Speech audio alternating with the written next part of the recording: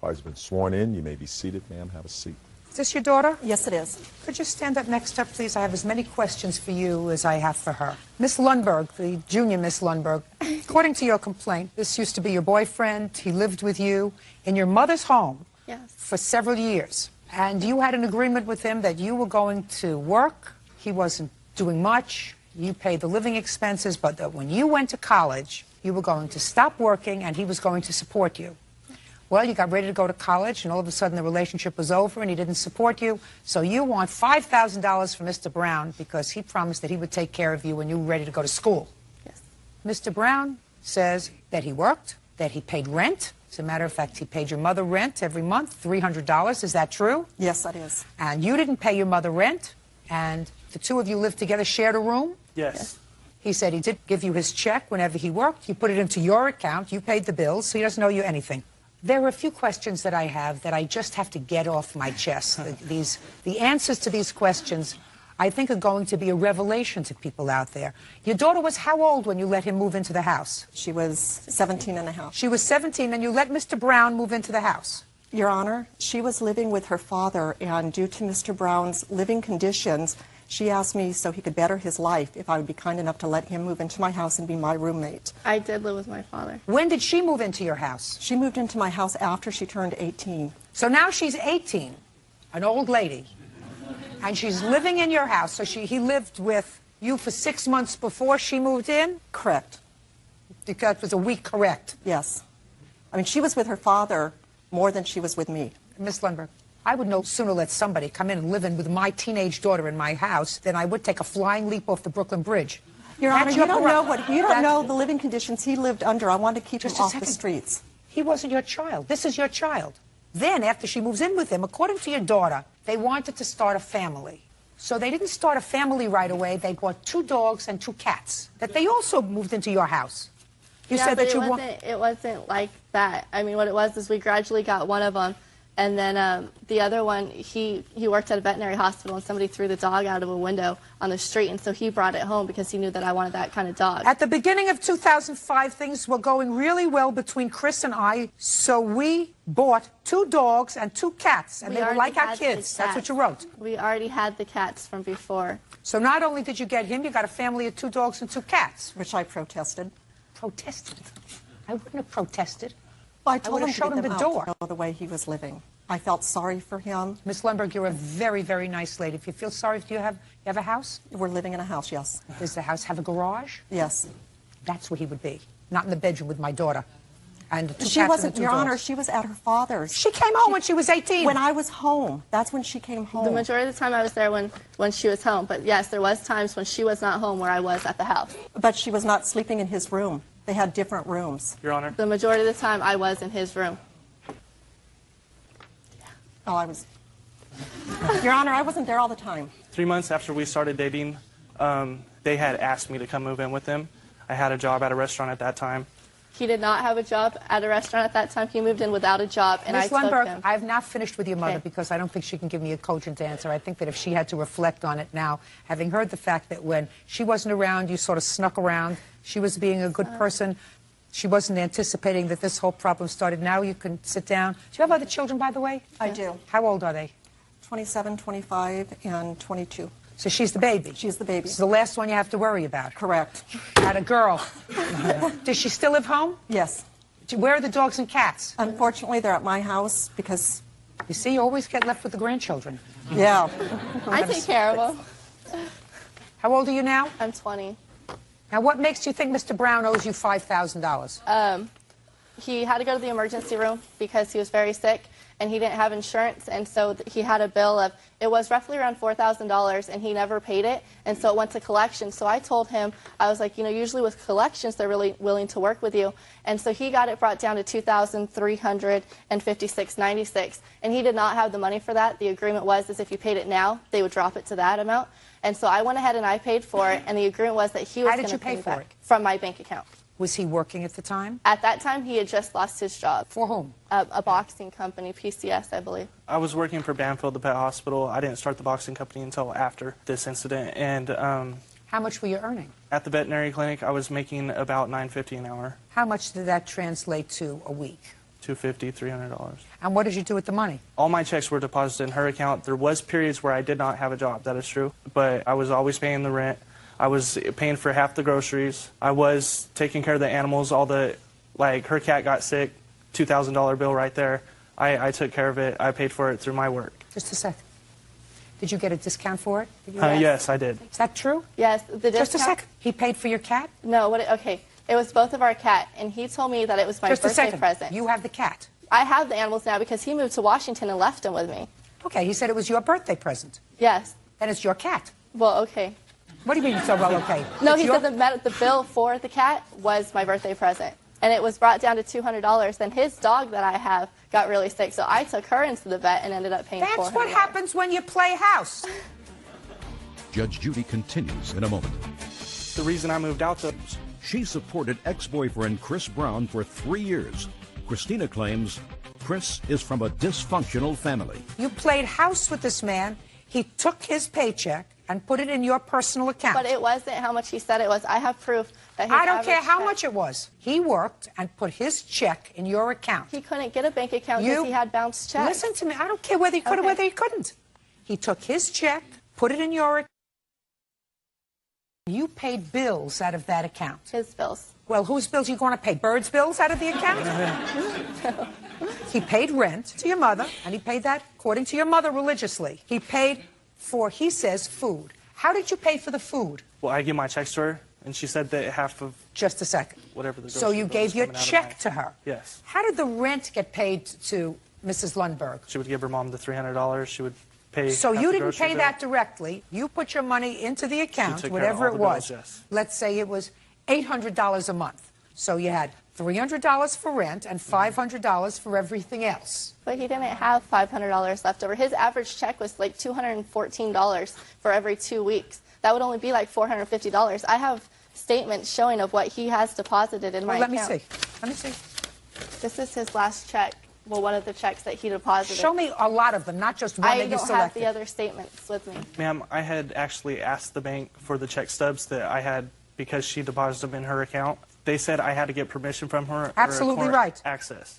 I'm not interested in the living expenses. Living expenses, he put his check into your account, you played house, that's what happens. All I want to know from you, Mr. Brown, is there was a bill of $2,356, according to her, for an emergency medical. And when was that? I think it was like June of last year. Is that when he reached the agreement with them for No, $2,356? it was actually August 23rd of 2005. Now, after August of '05, were you working? Let me see. Yes, I was working at PCS Boxing Company. How much would you say you paid her back of the $2,356? That doesn't count the money that we saved like during the whole time. I did didn't- not spend my whole paycheck every time we were together. You're going to have to prove that to me, sir. I And can't Your without Honor? my You're check going to stubs. have to prove that to me, sir.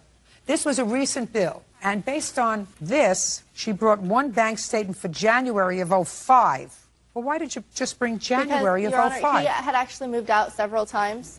And in September, he actually got a place of his own with his friend because he decided he wanted to see if he could do it on his own. And so he didn't even live with us, and he didn't even pay me any of his checks from August on. Right after this situation, he told me that, because I was going into anatomy for my nursing program, he told me that he wanted me to quit my job after I've been working there for 3 years. So did you move in with somebody else, sir, after the I summer? had went out and got my own apartment. Fine. Then at that point, you weren't giving her any money. No.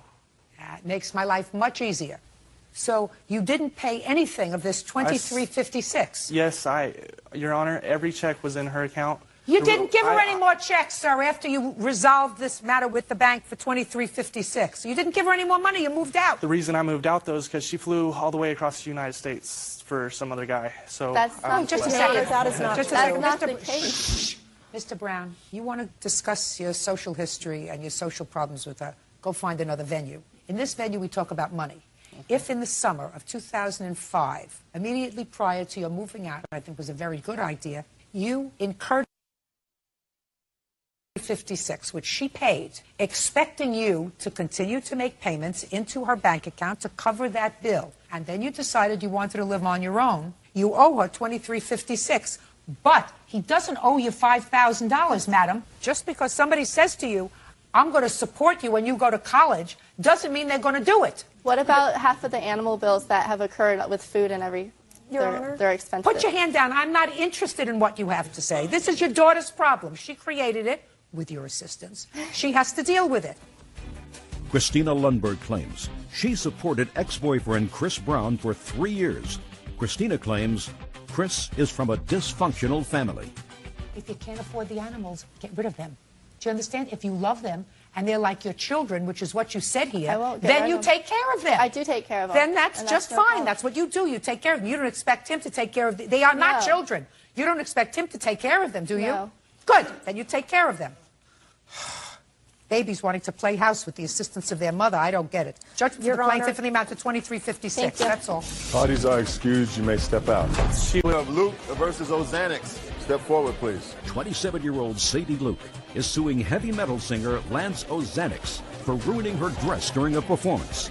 Lance says it's all part of his act. Miss Luke, your complaint states that you went to see the defendant who was performing at a club. He's a musician. And while you were there, his conduct, which amounted to almost an assault on you, took place. You claim that during that almost assault, or attempted assault, he ruined your dress. You want to be compensated for the dress and for his actions. Yes. And Mr. Ozanix has an interesting defense, which he's going to tell me about in a moment. Tell me where you went and when to see him perform. I didn't actually go specifically to see him perform. My husband and I were out having dinner in the area. Was this a dinner club where he was performing? Mm-hmm. Had you ever been there before? No. Had you ever heard of his band before? No. Why don't you tell me in your own words what happened? We decided to stop into the club. It's You called told the me that. Porter I'm past that. So I went to the front of the audience where the action is to watch the band a little Was closer. everybody standing up? Or? Yes. Okay. Yeah, they're a rock band. Okay. And they're dancing and going crazy and doing that kind of stuff. And Mr. Ozanix extended his hand to me. And it was, almost a sweet gesture, almost romantic. Like, he's going to pull some kind of Elvis move. So he extended his hand to you. Mm-hmm. Was the stage raised? Yes. How did you get up on stage? Worked my way on up. What I'm asking you is there a step for you to get up? Or It's not that much higher. It's about that high. It's not that difficult. Okay, I so just you sort of crawled up on the I stage? kind of sat on the edge. Sat on the edge Swung and you got my up. legs over. He helped me up. What happened when you got there? Well, he was kind of giving me this intense look by that point. He kind of got this crazed look on his face, at which point the audience started going really wild and crazy. At that point, I knew that something wasn't right and that this wasn't going to be the typical performance where, you get swooned on stage. They weren't doing swooning music, were they? No, they weren't, but, you go to see a rock band and you don't expect this kind of... Hear any bad behavior yet? This is the bad behavior right here. He leaned over his shoulder, and as he was coming back towards me, he threw up all over the front of me. You did do that, didn't you? Yes. Why don't you explain to me why you did that, sir? I'm a singer for a heavy metal band. We've been doing this for 2 decades. There are posters all over the nightclub showing people exactly what we do. Well, show me. Show me an example of a poster that puts them on notice. There's about 10 or 15 of these posted.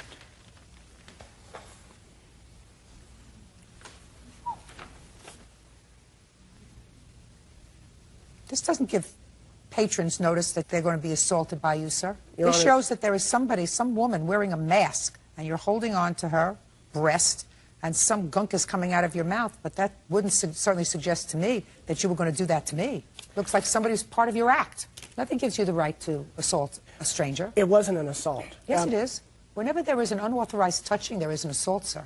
I extended my hand out. I brought her up on stage. She knew exactly what was going to happen. Well, how do you know what she knew? The crowd was going crazy How do you know what she knew? because she didn't run away until I puked all over her.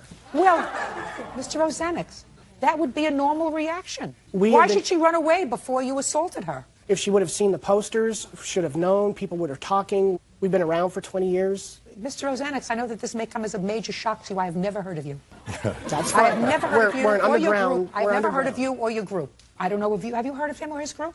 What's the name of the group? What's the name of your group? Schizo. Schizo. Can't say as I have. And, I am not a music aficionado, but Officer Byrd is a music aficionado. And if he's never heard of you, you are not necessarily a household name, sir.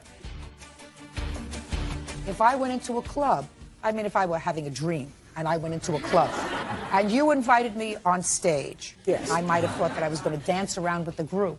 I certainly would not have assumed at all that I was going to be on the receiving end of your bodily fluids, sir. So I think that is disgusting. I think it's despicable. I wouldn't go listen to you. I wouldn't go and see you. And I certainly, sir, don't think that this is something that she should have expected when you invited her up on the stage, which you did. You invited her up on the stage. Your answer is sort of different. Your answer, Mr. Ozanek, says that she came up on the stage, but that's not true because you acknowledged that you extended your hand to her and you invited her up on the stage. Yes. Your throwing up all over her is an assault, sir, and she is absolutely entitled to damages, which she seeks of only $500. I would have asked for a lot more. Judgment for the plaintiff in the amount of $500. That's all. Thank you. Parties are excused. You may step out. I thought it was fair. She seems... You guys have been sworn in. You may be seated. Let's have a seat. Mr. Flynn, it is your claim that Miss Taylor's son, this young man over here, who will now stand up and stand next to his mother, ran into and damaged your truck. He was driving a snowmobile. That's correct. And this happened on your property. That's correct. You also claim that Miss Taylor, when this happened, agreed to pay for the damages to your truck. She did not do that. That's correct. But she says that your truck actually hit her son's snowmobile and that she believes you should be responsible for fixing his snowmobile, which is considerably more than fixing your truck. That's correct. When did this happen? December 13th at approximately 3:10 p.m. And was this on your property? This is a mobile home park, and it is private property. You live in the mobile home park? Yes, I do. Do you? Look at me. What's your name? Robert? Robert, does your mother live in the mobile home park? No, she does not. How far away from there do you live? 3 blocks, maybe. What were you doing driving on that property? I was going to a football party at my friend's house for a Packer game. And where does your friend live? Like 2 houses down from him. What's your friend's name? Ricky. Does that person live near you? Yeah, he does. I want you to walk over to this diagram, Robert, and show me where your friend Ricky lives.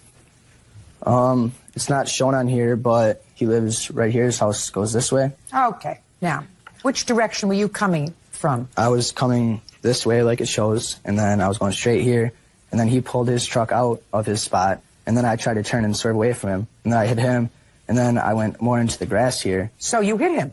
That's what you just said. He hit you me. said, no, that's not what you just said. What you just said was, I hit him and swerved off. Well, yeah, my snowmobile hit his truck, yes. Right, that's what you just said. Your snowmobile hit his truck. Yes. Now, where did your snowmobile hit his truck? Right behind the driver's wheel. Was he backing out of the driveway? No, he was not, but he turned out that way. So he was coming out forward? Yeah, and he turned out, though, at, like, pretty sharp. He didn't just gradually come out.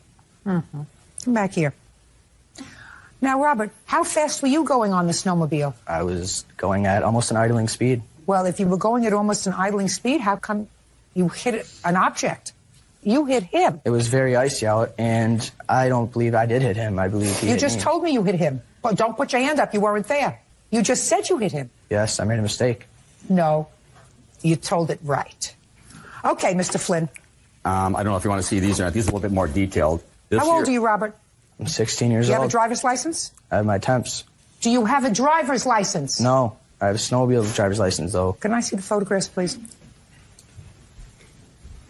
All right, Mr. Flynn, you want to tell me your version of these events, please? Yeah, what happened was I was out scraping the windows on our truck. We had a substantial snowfall, and I was out scraping the truck off. My wife was sitting in the passenger side, and we heard him screaming up and down the road a few times, and then he came into our park, and I heard him accelerating. And the thing is, you don't hear a snowmobile. It's like a motorcycle. You don't hear a motorcycle unless it's accelerating. When they're coasting through, that's what you hear, nothing, not snow. But anyways, I was cleaning off the windows on the passenger side. Next thing you know, bam, he hits the side of my truck and veered off, and he almost caught there's a post over there, but on the pictures you'll see it. There's no grassy area. Are you telling me that the truck was not moving? No, the truck was sitting right where it was. I was scraping. Shh. I was scraping the windows off. We're getting ready to go. If I was pulling out and I was at any type of an angle at all, he would have ran in the side of me. His skis would have stopped underneath my truck. He would have went right underneath my truck. Where was this? That is right behind the front left tire. It's like a step bumper that you step out of your driver's door. Oh, I see. You called the defendant's mother to the scene. Actually, I gave him my phone to call. And she came? After the second phone call. First phone call he made was like a bogus call. And then he handed me my phone back, said I can't get a hold of her. I said, that's not an option. Either your mother, your father, or the sheriff. And is that right? I got a hold of my mother's boyfriend. Listen to me. Did you tell him I can't get a hold of her? I could not at first, yes. I did tell him that, but it was not a bogus phone call. I talked to her boyfriend, which he said she was not there. And so I tried to call her cell phone, and it went to the voicemail. And then he said that he was calling the police then. I tried to call my mother again at my Chris's house, I think, and she answered there because she was at their house for a Packer party. And your mother came over? Yes, she did. And when she came over, what happened? She kind of yelled at him a little bit, said he wasn't supposed to have a sled out and he didn't need this kind of trouble, that wait till his father found out about it. And I told her, in fact, before we did anything, I had moved my truck out to protect the tracks from his snowmobile coming into the park. And I walked him and her back to the tracks, showing where he had no control over that unit. And I explained to her that I wouldn't call the cops, that whatever the damage is, give me $100 down or $150 down and make $25 a month payments. And she goes, thank you, thank you, thank you. Gave me a card, gave me everything. And the way I see now, where she has... Just a second. When did you try to contact the defendant? Actually, the accident happened on the 13th. On the 15th, I called her the first time and told her that the step bumper would be approximately $267. And I says, just give me the money for it, $100 or $150 down, and make the payments. And she says, no problem. Well, she called back like maybe 6 or 8 hours later and asked if one of her relatives or aunts, uncles, whatever, own a parts store, if they could get the part cheaper. And I says, yeah, that's fine. Get the part. Who owns the parts store? His father works Who owns the parts store? His father works at one. That's all I said to him. Fine. I never said Just a anything. second. I didn't ask you anything yet. So, you asked if you could get the part cheaper. Would he mind getting it from his father's parts store? That's either a yes or a no. Yes. Judge Judy continues in a moment. His truck was damaged when 16-year-old Robert Westerlund crashed his snowmobile. Robert claims Michael pulled out in front of him. So did you call your ex-husband and ask him to get the part? I called him and told him the make and model of his truck and asked him to find out what the part would cost. Did he ever get back to you with how much it would be? No. Do you know why? No, I don't know why. You see, this is not the story you gave me in your answer. I haven't had But a chance to clearly, talk. oh yeah, we're going to get the way I'm sure that I'm going to get the truth. So far, whatever Mr. Flynn is telling me is the truth.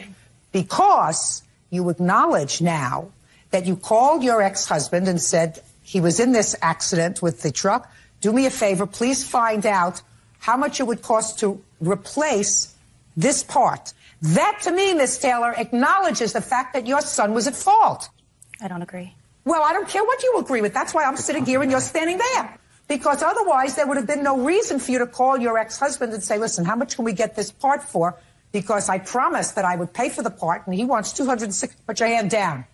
He wants $267 for it, and I said I would see if I could get it cheaper. I never promised. Listen to me. Knock, knock. There would have been no reason for you to call your ex-husband to ask him to get the part cheaper if you believed that it was his fault and he was responsible for the damage on the snowmobile. It saved us going to court and going through. That's right. So you did say, I will take care of it. Had your son been in trouble with the police before? Yes. Yes, which is why you didn't want the sheriff called again. I said to call the police. I did. When did you say call the police? At the time of the accident, when I came and saw the way the cars were sitting, it was obvious that his car was pulled out in front of Bobby. So why didn't you call the police? Bobby said, Mom, please, let's just take care of it. We'll pay the $150. And I said, we'll talk about it later. We exchanged phone now numbers. we're getting closer to the truth. Closer, but not 100% there yet. So despite the fact that now you tell me that a visual viewing suggested it was his fault and not your son's, and the damage, according to you, to the snowmobile was over $2,000. He pulled in front of Bobby and I saw it. I'm speaking. You had the right to call the police and say, this was an accident. My son could have been hurt badly. You didn't do that. Your son said, Mom, let's just take care of it. That's what you said. What, Bobby? The reason I wanted to take care of this without calling the police is because I was in trouble with the cops and everything, yeah, but the reason I agreed to pay for this damage is because he got out of the truck yelling and screaming at me, and I felt threatened and I didn't know. Oh, Robert, get over. At this point, your mother is there. No, she wasn't at that point. No, at this point. Your mother just said to me. No, this is before she got there. Listen, I'm not interested in what a 16-year-old says to him before your mother gets there. I didn't say nothing.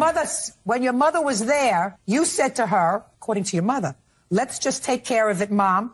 I don't want to call the police. Yes, I did say Right, to my that's mother. all. So you got to take care of it. Can I have a bill, please? I do have a tape recording here, too. Of Bobby saying, Mike, I'm sorry. I know I haven't lived up. That was after I sent him a letter saying, after 2 or 3 months went by. Well, then according to what I read, his mother probably got fed up with him and he went to live with his father. He lives with his father now? We have joint placement, split custody. Did he go to live with his father? No.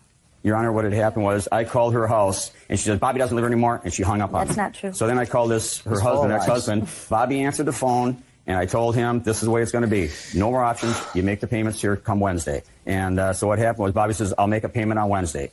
After 3 weeks of him not making a payment, I sent her a letter, certified letter. I've got a copy of that. And I told her exactly what went on, how the damage occurred, how she walked through the tracks, the whole bit. Listen to me.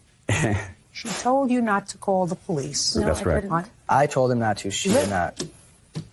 This is not a free-for-all. I'm getting what happened here. You know, life's experience is revisited hundreds of thousands of times during the course of one's lifetime. This is not so unusual. You got there. You saw what you saw. You know, trouble with the police before. Your son said to you, Mom, let's just take care of the damage. You said, fine, send me the bill. He calls you and said, this is what it's going to be. You say to him, let me see if I can get the part cheaper. You call your, don't shake your head. No, that's exactly what you told me. You call your ex-husband's, you ask him to get the part cheaper, and then all of a sudden, nobody hears anything from you. Put your hand down. How many times have you been arrested at age 16?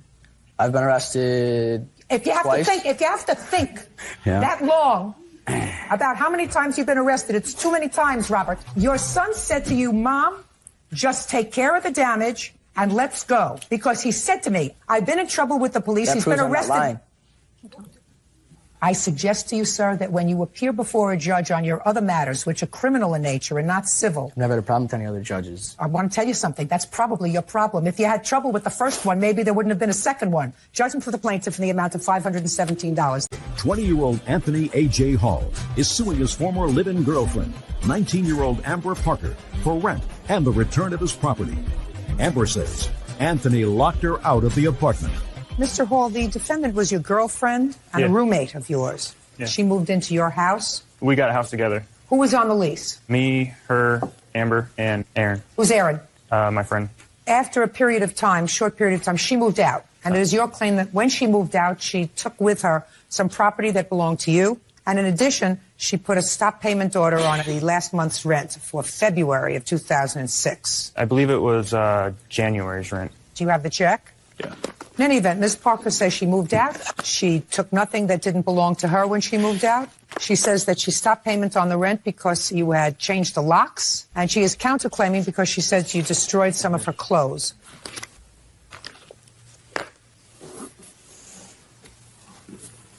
Well, this is dated December 30th of 2005, so I assume that it was for January. Yeah. All right, when did you move in together? September 30th of 05. Okay. You had an argument at some point. When was that? On Christmas. What happened? We were having a party, a Christmas party, and when I returned from doing my family stuff, she just walked out the house, and that was about it. And then she came back an hour later, said it was over. Where did you go? I went to my son's dad's house in Salem. How old is your son? 1. What property do you claim she took, and when did she take it? I believe it was January 7th, and here's a list. See the list, please. She called, I was in Albany, me and Aaron were in Albany. She called saying that she was at the house, she couldn't get in the house and she asked if the locks had been changed. We said yes. Why did you change the locks? The landlord told us to because there was things starting to show up that were missing. Just a second. When did you change the locks? The 5th. When were you notified that the rent was returned? It was the 11th. Well, so on January 5th, when you changed the locks, you, in effect, evicted her. The landlord told us to. Don't tell me what the landlord told you. That's hearsay. Okay. Landlord can't tell you to change the locks. I don't even believe you when you say that the landlord told you to change the locks. So she's entitled to her rent back. Now, did you take his CDs? It was my book of CDs, and he put his CDs in the back, but I got it out of his room because that's where I found it. Okay, so the CDs you have, what's motion picture? When you turn it on, the water move. It's a light picture. You have that? Yeah, he gave it to me for Christmas. Tell me the circumstances surrounding his giving it to you for Christmas. He had 3 of them, and I found out that he had traded drugs for them anyways, and so I took the one that was going to be mine for Christmas. Well, you can't do that. You have to return it to him. Disco ball. Listen to me. I'm not going through all this little stuff if you two people decided to play house with each other. I'm going over the main items that are here. VH1 Big 05 sweepstakes bag. What is that? Oh, it was a drawing from my work that we had, and I took the PSP out of it because we were going to share the items. Do you have it? I sold that, the PSP. You sold it. How much did you sell it for? $200. You can't do that. She actually took the whole bag, and that was valued at $500. No, I didn't. Why did you take these things that didn't belong to you and sell them? That's the only thing that I sold, and we were sharing all the stuff, and I took one item out of it. Do you have any other property that you took out of the house that doesn't belong to you? No, one item that he had on the list was a medical marijuana program, and I took that and changed the caregiver, which he is no longer, and that's one thing that he's suing me for. A what? I didn't... It's because I was on chemotherapy for a while, and so I got the medical marijuana program, and he was the caregiver, so I took that stuff when I left and changed my caregiver, and I don't even have the program anymore. I also paid for the program, the plant, and Half lighting. I don't of that. So what? All right. So what? You know, you play house, that's what happens. Counsel claims states that he destroyed some of your property. You want to tell me about that? Yeah, he peed on some of my clothes, and they were moldy, so I had to throw them away. That was her cat that she locked in the laundry room. And my cat wasn't there anymore. Don't speak. For probably 3, 4, 5 days. You didn't do that. No. You have no proof that he did that, correct? No. Okay. You have to return the items that you took that weren't yours, because that's called stealing. You have to return $500 to him for property of his that you sold, because that's also called stealing. You, sir, have to know if you want to be free of a roommate, to get a small apartment and live by yourself. But once you sign on a lease with somebody, they have certain rights. You cannot lock them out. You got it? Mm. Where are you living now? I'm living in Salem with my son's dad. You have a child who's a year old. You have a responsibility. You know what your responsibility is? And take care of him. To maintain a stable home for him. That's your job. Nothing else. Clear? Yep. Good. That's all. Thank you. Parties are excused. You may step 148 on the calendar in the matter of Kennedy versus Esther Pellin. Parties have been sworn in. You may be seated, ma'am. Have a seat. Ms. Kennedy, according to your complaint, you and the defendant were dating. Yes. And you claim that he owes you some money for a cruise that you took together and also for credit card charges that he made on your credit card. Yes. Mr. Esther Pellin says that you were just friends, that the cruise was your treat, and that it was very nice of you as a friend to allow him to charge things on your credit card, but there was never an agreement for him to pay you back. Is that right? Yes, miss. How old are you? 40 years old. What do you do for a living? I'm a race car official and a mechanic. Are you married? And no longer. You have children? One. Who does that child live with? Her mother. And who do you live with? My father. How long have you lived with your father? 6 months. Do you pay him rent? Yes. How much rent do you pay him? Not enough. About $100. When did you meet Miss Kennedy? When we were about 15 years old. And did there come a time when you and Miss Kennedy started to have a relationship that was more than just friendly? When we were 16. More recently, sir, so that we can come into this millennium. You went on a cruise together. Yes, we did. And when was that cruise? Early this year, January or February, I believe. Had you been going out with us socially prior to that? She had come to California from Arizona occasionally, and when she did, we would go out to dinner. Just dinner? Dinner and a movie. Nothing more intimate than that? No, ma'am. When you went on the cruise, did you have one stateroom or two? We had one. Did you have one bed or two? We had one. And did you sleep on the floor or in the bed? On the bed. And what about Miss Kennedy? On the bed. How long was the cruise? 4 days. Tell me the circumstances surrounding you going on the cruise. We had been talking one time she came to California out to dinner. She was talking about vacations, that she had been wanting to take a vacation since she had been recently divorced. The next thing I had found out about the cruise was when she emailed me that she had booked a cruise, and she picked the dates around my racing schedule when I had an off weekend. So she had already planned it, booked it, and sent me the information. No. In December, when I picked Michael up from being in jail for 30 days, we had discussed... What was he in jail for? Because he failed to finish his anger management classes from a domestic violence issue on his wife. That should have been your first clue. I know. I know. Go ahead. So when he got out of jail, we went to the motel, and we discussed going on vacation.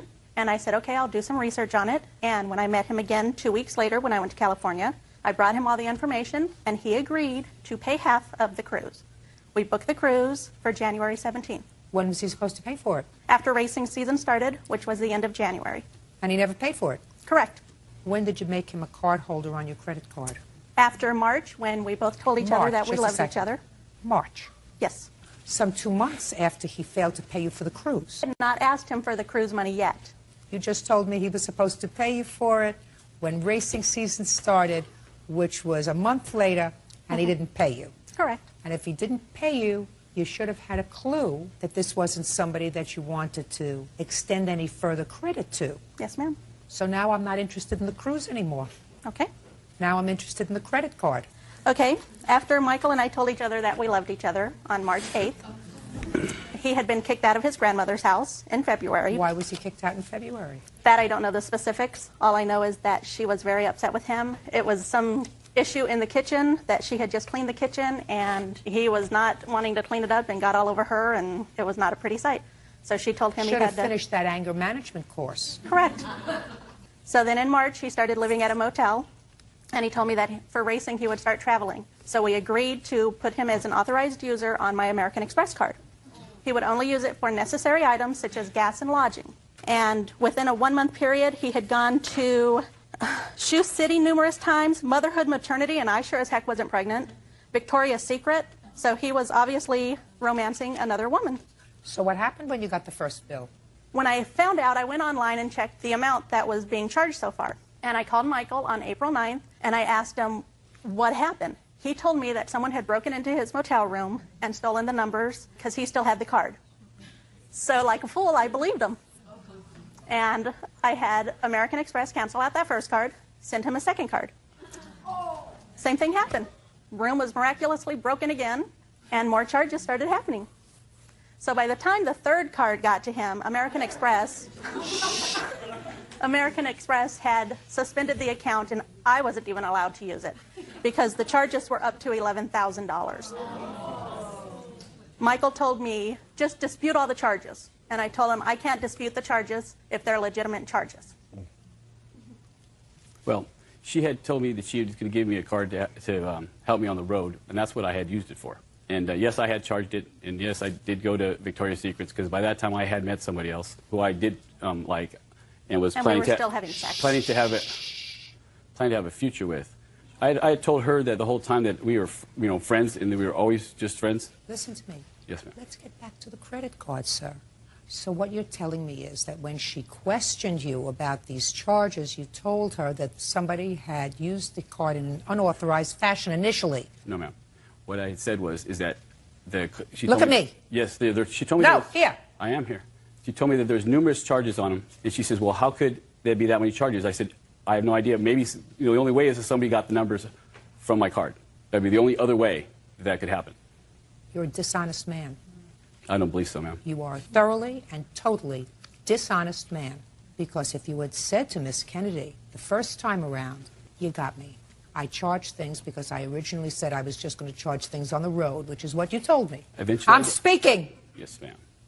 You said I'm going to charge things on the road, motel, meals, that sort of thing. And then you chose, because you met somebody else, to charge things on the credit card that she questioned. And you knew that if you said to her, I met somebody else, and yes, I did charge some things for that other person, she would have canceled the card. You chose not to do that. And after you got the second card, you charged things for your new girlfriend. So when I say to you that you are a dishonest person, I know from whence I speak. You are a dishonest and dishonorable person. Judge Judy continues in a moment. He's a hustler. Her ex-boyfriend, Michael Estepellen, made unauthorized charges on her credit card. Sharon claims Michael lied about the card getting stolen. What were the costs that he put on your credit card? The charges that I did not dispute in a 30-day period was $3,675.84. Can I see those, please? The highlight ones on the copy are the ones that we did not dispute. And I also have a copy... You did not dispute them because he made them. Correct. I have a copy of the cell phone bill that we also went on the family plan with. Shh, I don't care about the cell phone. He's a hustler. Yes. Judge him for the plaintiff for the amount of $3,600. That's all. Parties are excused. You may step out. She seems to think I'm a dishonest hustler. That's fine. That's her opinion. Michael was in jail again in May, and I called his cell phone, and his girlfriend answered. She finally got it through her head that we were going to be nothing but just friends. I was totally shocked. I could not believe how much of a charmer he was and how good a liar he really was. Now she's just she's a sworn woman who didn't get away. The money is... Step forward, please. Artist Mariana Diaz is suing former client, restaurant manager Robert Altunian, for the cost of a painted mural. Mariana says Robert never paid for her work. Ms. Diaz, you claim that the defendant owes you for a mural that you painted for his restaurant. And Mr. Altunia says that he didn't like the result, so he's not paying for it. Right. When did you hire Ms. Diaz? Exact date, I don't really remember. Month. Because maybe November or October. When did he hire you? On November 5th. And what was your agreement with her, Mr. Altunia? Actually, I was trying to find a mural person. Listen to me. I had a very... $3,000. Okay, you were going to pay her $3,000 Yes, for the ma'am. mural. And how long did she work on the mural? Almost 6 weeks. And you didn't like the result? Yes. Do you have a photograph of the mural that you completed? Yes. I'd like to see it, please.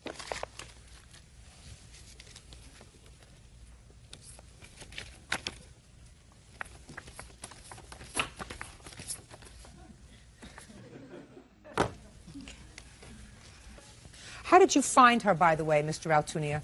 I put the words around that I need a mural, and she knew one of my secretaries. It was a friend of hers or something, and when I asked her, she said, I'll do it. And you agreed on a $3,000. Can I see what you've put in there in place of this, sir? Yes, ma'am. I actually run it. I have a couple of samples that... I don't want to see a sample. No. I want to see what you did over her work. Here. And the top one, too. And the back. That's it.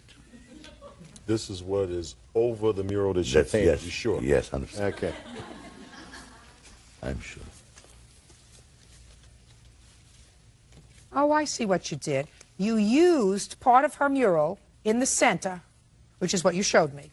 You used this part, and you had someone else paint pictures of women, dancers, around it. Yes, ma'am, it's true. Okay, good. Well, it's certainly, I will tell you, Miss Diaz, have you seen it?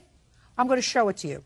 It certainly is lovely what he did. He added to your piece. Just show that to Miss Diaz. Okay. I know the artist that did this. He's awesome guy. Yes, awesome. he's wonderful. He used your center. Right. And then he painted beautiful women dancers around the back, and he is awesome. It is awesome. He is awesome. Let me Yes. have it back. I met him while I was working on this because there's no question about it. Yeah. That as far as artists go, Miss Diaz, he's amazing. He's terrific. But Mr. Altunia, you see, this is your problem, sir. Okay. How long have you been in the restaurant business? 32 years. Let's say Officer Byrd and I decide to take our families to your restaurant. Sure. We come together. How many are in your family? 6. All together. You know, Altogether, children. 6, yeah. My basic family is 22. Children, their spouses, and grandchildren. Sure. So between the two of us now, we're 28 people. And we come to your restaurant. What kind of food do you serve, sir? I have 8 kind of different restaurants that I represent. This one? I do not. This one is French restaurant. It's a cabaret, madame. Good. So we come to your cabaret, and we eat, and we drink, and at the end of the meal, I say to him, you know what? I didn't like the food. I had better French food across the street. All right. So, Mr. Altunia, we're not paying the bill because we didn't like your food. We ate it. We used it. But it was better food across the street. Would your first phone call be to the police and say, these people are trying to scam me out of a $5,000 bill? No, they came, they ate my food, they drink my wine, and when I present them with a bill, they say, you know, we had better French food. What? Before I forget, can I give you the answer? Sure. I would invite you again for free next meal. Well, the next time, sir, that she paints a mural for you, maybe she'll do it for free. This time, you got to pay for it. My personal knowledge is... What? Good. Your Honor. That's good. Sir, I wouldn't use her mural. Listen to me. I did not use her mural. Just a second. You did. No, ma'am. You used her mural because No, I'm ma'am. looking at the... Can I- All right. I'm looking at the work that All your right. artist did, and your artist used right in the center a little piece of her work. Whether you chose to use her work or not, that's not what's relevant, sir. If you made Miss Diaz, don't bother me. I think you ought to find a different line of work, by the way. But what I'm telling you is, she spent 6 weeks there. The fact that she is a person of marginal talent is not her fault. She really wanted to do a good job. This is the best job she could do. She didn't necessarily try to hurt you. And all during this, because I read the papers, you, instead of looking at it and saying, listen, my 6-year-old grandchild could do this job. I did the same thing, Your Honor. Oh, just a second. Okay, I'm Instead of doing that, you continued to give us supplies because she says, I could do better, I could do better. And I would have said, listen, let's stop right here. I see after 2 weeks this is not working out. I'm going to give you $1,000. I'm going to hire somebody else. But you, Mr. Altunia, said, fine. Here's the money. Go continue to work. Not the right thing to do, sir. Can You I- made a mistake. Can I answer again, Your Honor? Sure. All right. When somebody starts, you know, she's a nice girl. When somebody starts, and a friend of my secretary too, she was very nice and she's very kind. Believe me, she did her best. I seen her go from books to bookstores. I seen her bringing so many pictures. I seen her sleep there sometime. I was wrong by hiring for such cheap price and expecting the most. Mr. Altunia, Yeah, that's where you're mistaken. that's right. I think That's she your was expensive. mistake. You've been in business 33 years. You that's get right. what you That's pay very true, for. Your Honor. And the artist who ultimately did this, clearly, if they Your Honor, charge please you... do me a favor. I got to tell you this. I want to show it to you I want to what also she did. express something. Yeah, go ahead. Go ahead. You go. First of all, I mean, I'm not going to discuss art, and here is just my time that I put into that thing. Does it sound as if you're not going to win this case? No, and also, I mean, just defending a little bit my art. This thing we agreed before I started that I was going to do over the stage, because that was the stage. Your Honor, excuse me. And I did it in God leave. So Miss I don't. Diaz, listen right. to me, sweetheart. Right. He's got to pay you the $3,000. Put it down. He's got to pay you the $3,000 because that was your Your Honor, agreement. one more second, please. Yes. I told her to put a Moulin Rouge. Yeah, Moulin Rouge is a very it's a famous windmill. restaurant. Moulin Rouge is a beautiful place in Paris. I met better over here. I had a lot of money available to give anything she wanted. I have $1 million location. Listen to me. I have now picture. I told her to make one Moulin, the windmill. That's how she finished it. And I had to work in the top of Moulin Rouge. No. Please look at it. I did the Moulin Look what since she the did. beginning. It was Yeah, I wanted the Moulin. amazing. It's amazing. And You're going to win okay. anyway. Please don't. You won already. Why are you fighting? Mr. Rautunia, what I'm telling you is you're a businessman. You've been a businessman for 33 years, according to you, in the restaurant business. You made an agreement with her. Your agreement was she's going to paint, do the best job she could for $3,000. Right. The fact that you thought you were getting something for nothing, That's right. that's your problem. See, I then guess you it had to was. hire somebody to come in and finish the job. And I want to tell you something. The person that you hired is a person that has a tremendous amount of talent. But that's your problem. It's She true. worked for 6 weeks. You got to pay a judge for the plaintiff Your claim. Honor. That's a Hold on, $3,000. wait, Thank don't you. give nothing. Goodbye. All these are Bye. excused. Good You may step out. Thank you.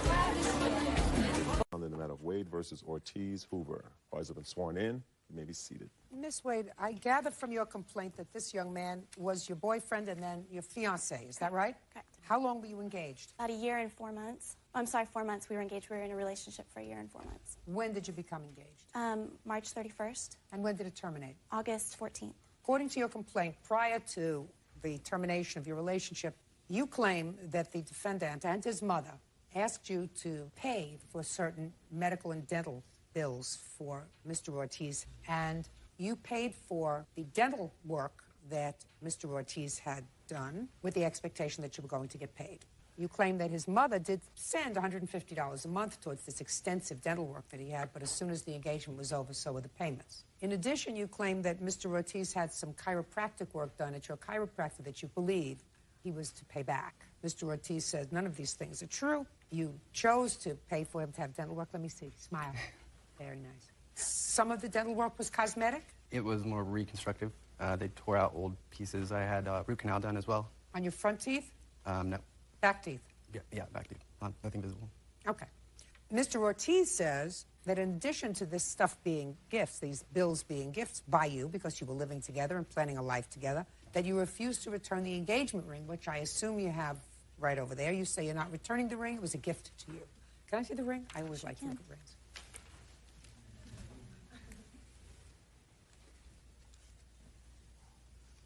Very lovely. So we'll decide where it goes.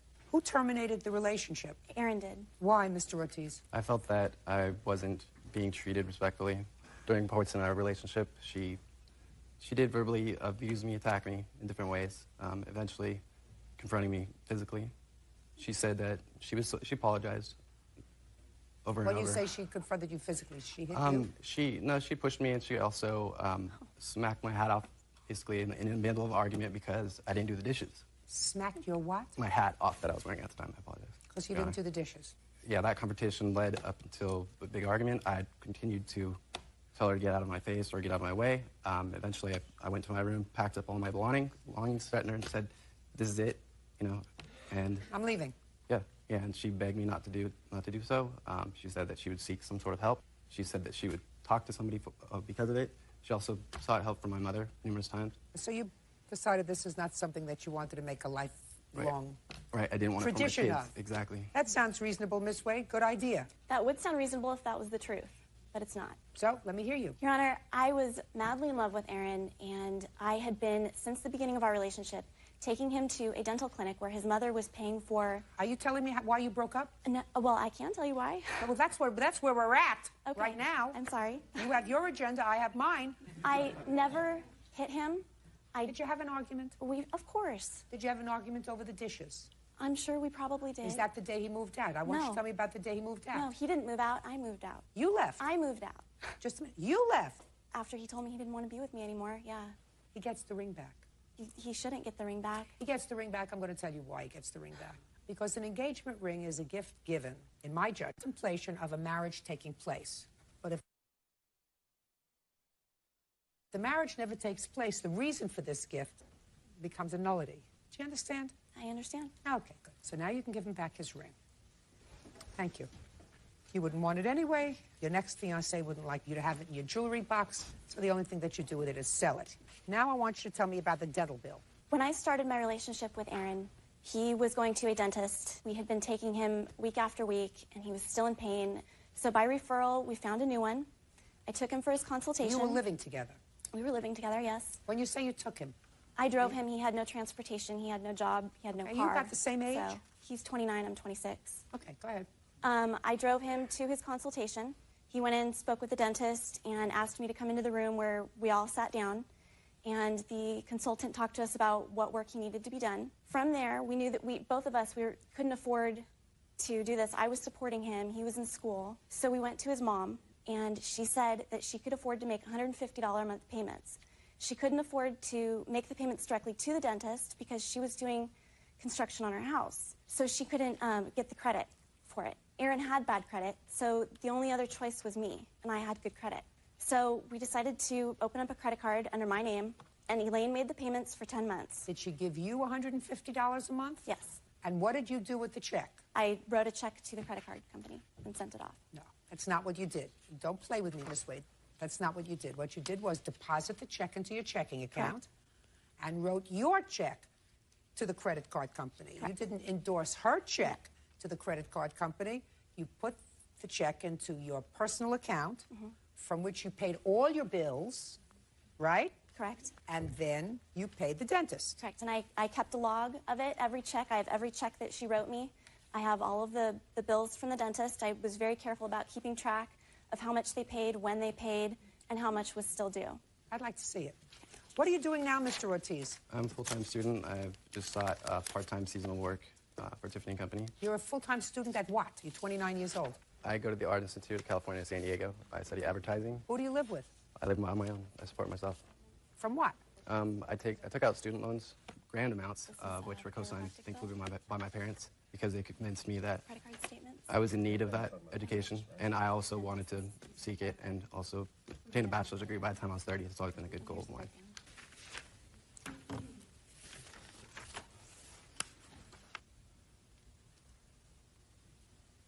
You just prepared this, is that right? I kept a log as we were together. No. I don't believe you.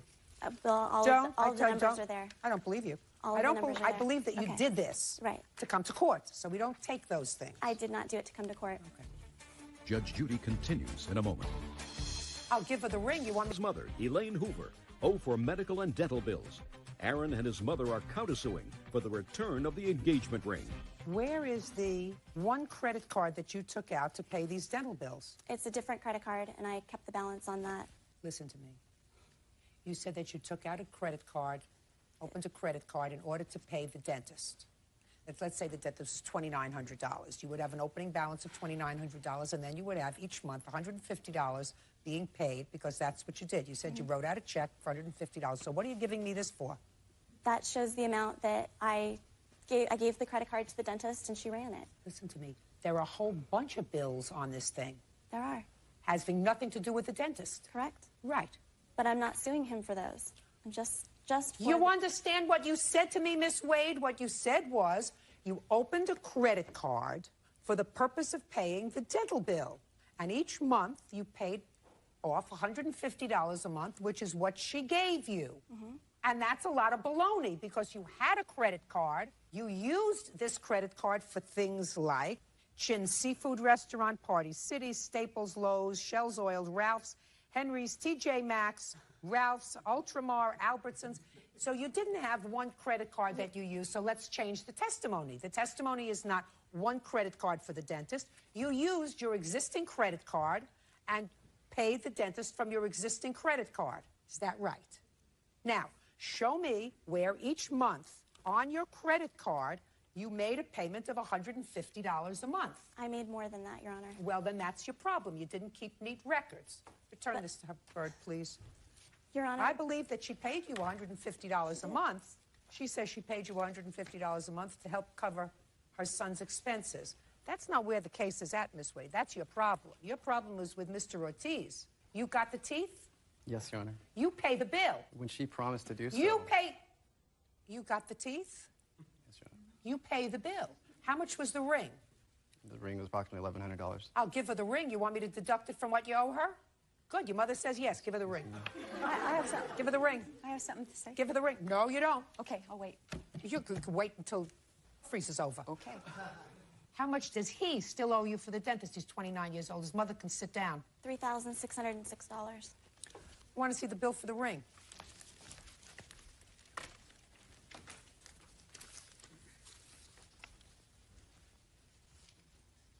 Well, he paid $1,000 for the ring. You can probably sell it for $600. I would rather give him the ring back than have to pay him for it. I just don't think that's right. Well, let me explain something to you, my dear. He has very little money because he's a full-time student. He's what you picked. Do you understand? And while his mother may have said, I'll pay you some money, he was living with you, contributing nothing.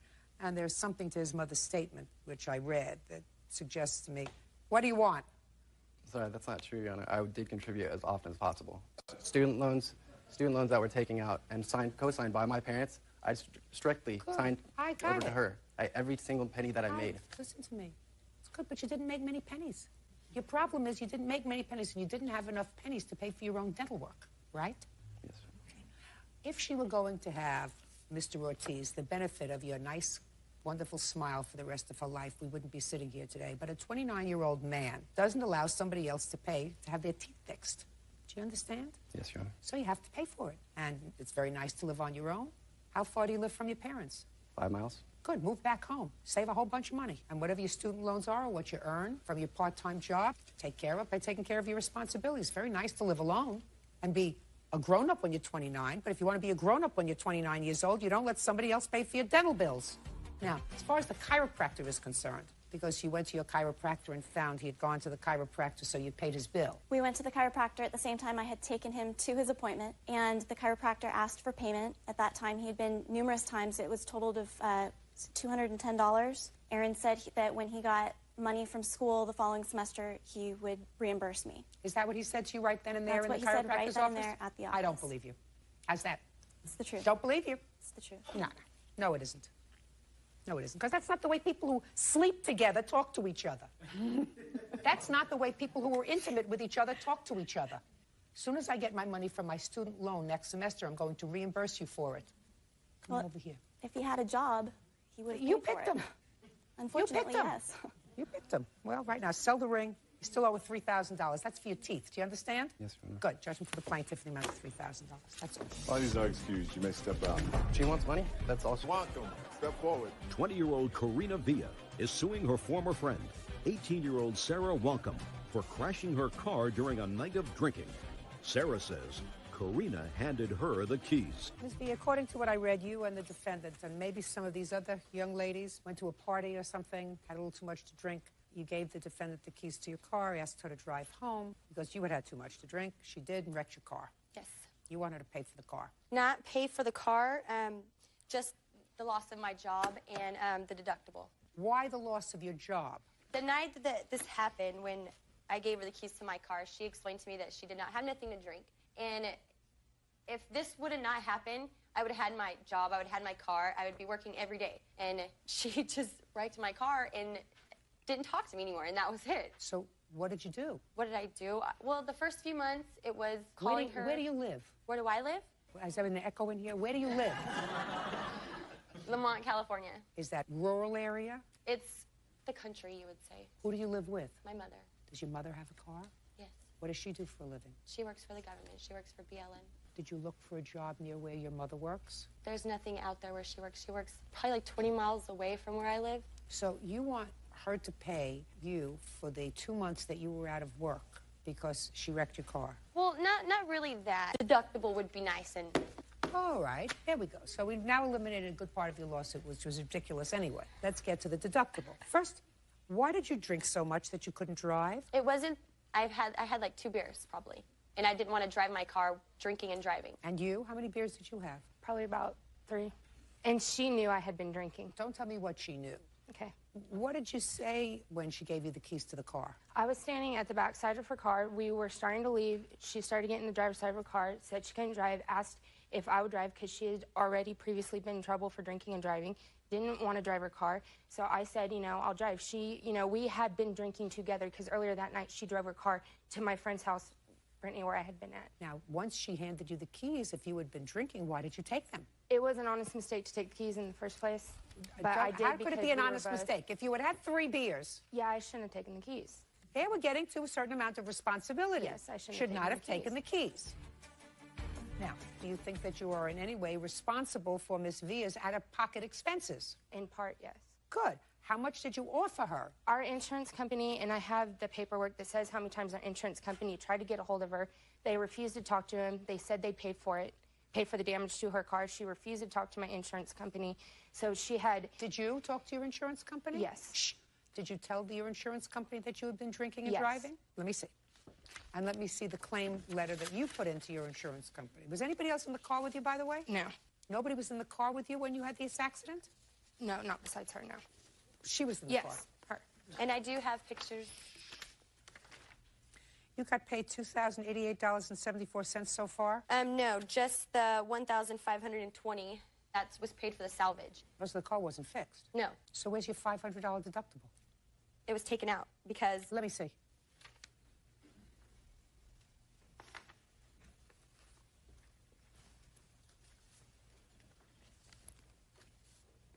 Okay. I'm back with you. What, do I think I owe her for the entire thing out of that?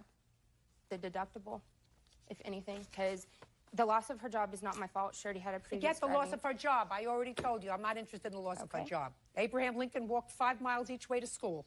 She wants to get a job, she can get a job. Yeah. I'm talking about the deductible. I would think that since I was in part responsible for driving, that I would owe her the deductible. Great. Judgment for the plaintiff in the amount of $500. All these are excused. You may step out. He couldn't drive anymore, asked me to drive. Thank you. You're welcome, Judge. Parties have been sworn in. You may be seated. Ma'am, have a seat, please. Miss Warren, the defendant and you were involved in some sort of a relationship. You had a car accident at some point. When was that? I had a car accident in April of 2005. And you worked out an arrangement with Mr. Dempsey, who had lost his driver's license because of something. Why? DUI. Shh. I'm not looking at you. Because of why? I did receive a DUI. So your license was suspended? Yes. The court never filed on it, but... Oh, listen to me. I'm moving on. Yes.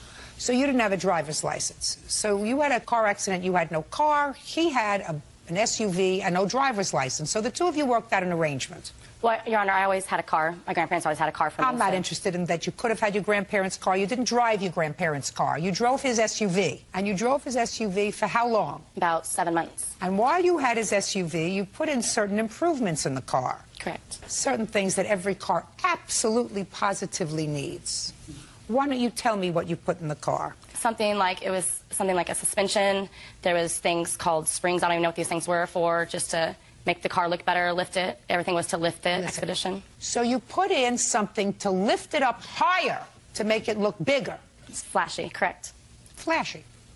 And what else did you do to the car while you had it in your possession? There's an exhaust that he wanted to put on it. That made it louder? Correct. There was already one on there already, but he... What else did you do to the car? That's about it. There was like 3 things put on there to make it higher, and the exhaust and everything like that. And in what month did you put on these flashy things? September. And how long did you drive it afterwards? About a month afterwards. He got his license back in September, the end of September, and we broke up in October. And then at some point you also bought him a stereo for a new car that he bought. I didn't buy that for him. That was already mine. That was yours. That was in my previous Honda that came from my accident. I had to take it out of everything. And you gave it to him? I did not give it to him. I loaned it to him because he had to have a Blazer. So the time we were dating, he had 2 vehicles. And when did you loan it to him? About the beginning of September when he bought this Blazer. You broke up and he took the car back and you won all the money that you spent on the car? Well, in the beginning it was a loan. That's what the lawsuit is correct. How much money did you pay him during the time, April, May, June, July, August, September, October, during the 7 months that you had the car? How much did you pay him for the use of the car? I didn't pay anything to him for the use of the car. The insurance on the car, I was making payments on the insurance. How much did you pay on the insurance? The insurance was... Don't tell me what it was. That's not what I asked you. I know what it was. I asked you how much did you pay for it. Your agreement was, according to him, that you were going to pay the insurance every month on the car. He says sometimes you paid it and sometimes you didn't. So my question to you is, how much did you pay for the insurance? About $200 every month. Show me. I just have the page right here saying that I had insurance on it. The declaration page, I don't have. Everything else went to my house, the payment, the stub, everything like that. I made all the payments.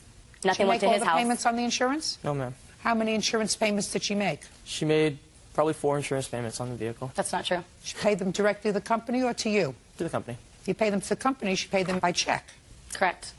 Check or cash. Half the time it was check, half the time it was cash. How do you pay cash to an insurance company? You pay the lady right there, she puts it in the computer. Well, why would you pay half in cash and half by check so that you don't have a record? I had enough cash to pay it on me at that time, so I'd pay it right then and there.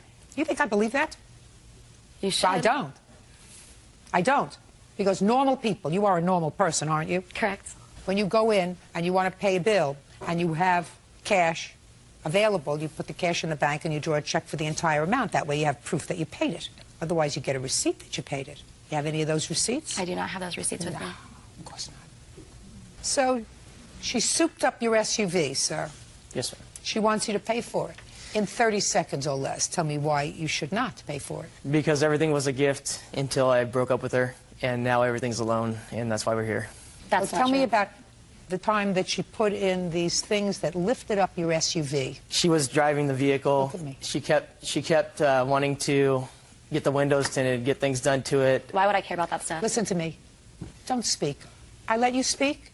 I took your testimony. Now I'm talking to him. She's a very vain girl. Listen to me. I don't care. Tell me the conversations that you had with regard to tinting the windows, raising the SUV, putting in a new exhaust that makes it louder so that all your neighbors love you. She wanted to do it. I said, okay, no problem. That's basically the end of it. And you were a couple at that time. We were. And after you got your license back, according to your answer, Mr. Dempsey, she was still driving the car. She was. The SUV. And you bought another car. I did, so she could continue driving. She had wrecked hers, and she needed that one. Well, you acknowledge that, Miss Warren, that he bought a second car. I did. And he was driving the second car, and you continued to drive the SUV. Is that right? That's correct. I didn't need to drive the SUV. That's what I'm saying. I didn't need to drive it. But you did. Who do you live with? My grandparents. You pay rent? No. I'm going to school. Where'd you get the money for all this stuff? That's what I'm saying. I had to put it on my credit card. That's why I'm asking for it back, so I can... Credit cards have to be paid, Miss Warren. What kind of That's what school I'm are saying. you going?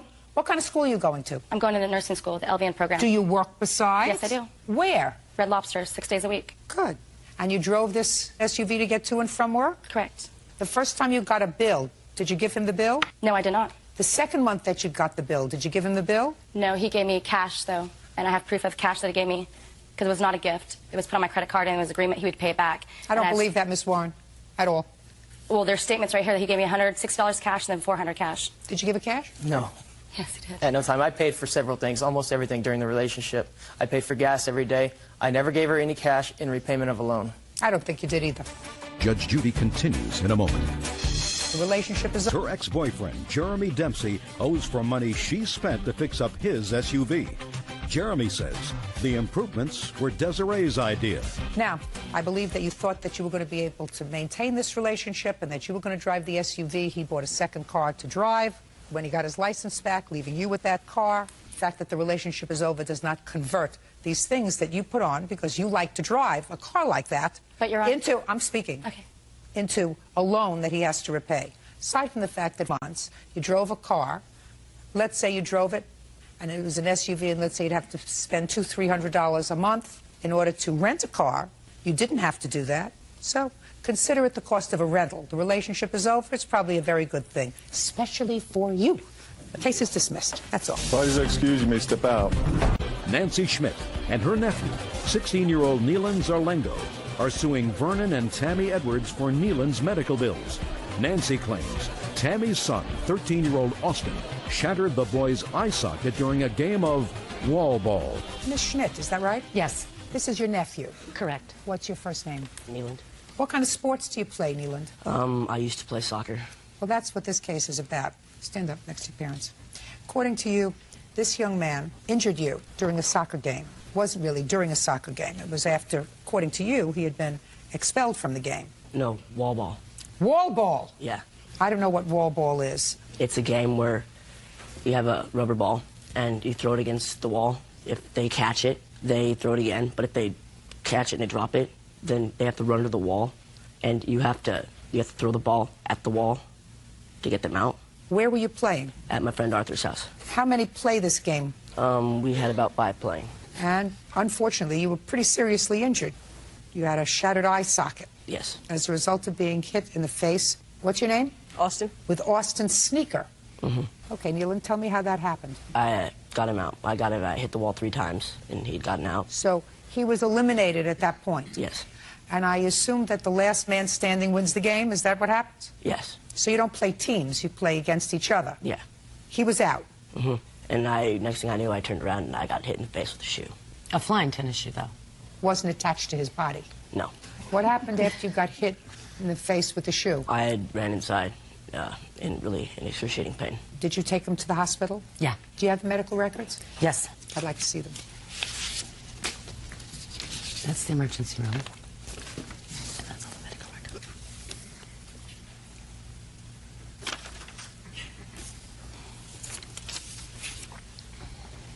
Did you have surgery? Yes, I did. When was the surgery? September 16th. Do you know what they did, Ms. Schmidt? Yes. When the bone was broke, the muscle to his eye was stuck underneath the bone. So they first of all had to get the muscle from the broken bone, put the broken bone back up, and then they set the eyeball back up there. Then it takes 6 to 8 weeks for that bone to reconnect itself due to the fact that they cannot put in a pin because if the eye breaks, if you get hit again, it would break. Can you see now? Yeah. Every once in a while, though, I have twitches. My eyeball will literally twitch or I'll see double. Okay, young man. I'm listening. Well, Look at me. Like, we were just playing wall ball, and, like, I got 3 outs, and so I, like, got mad. No, look at me. I got mad, and I kicked my shoe off, and it was going to hit the wall. How did you kick your shoe? If I want you to show me how you got mad and kicked your shoe off. You're standing up.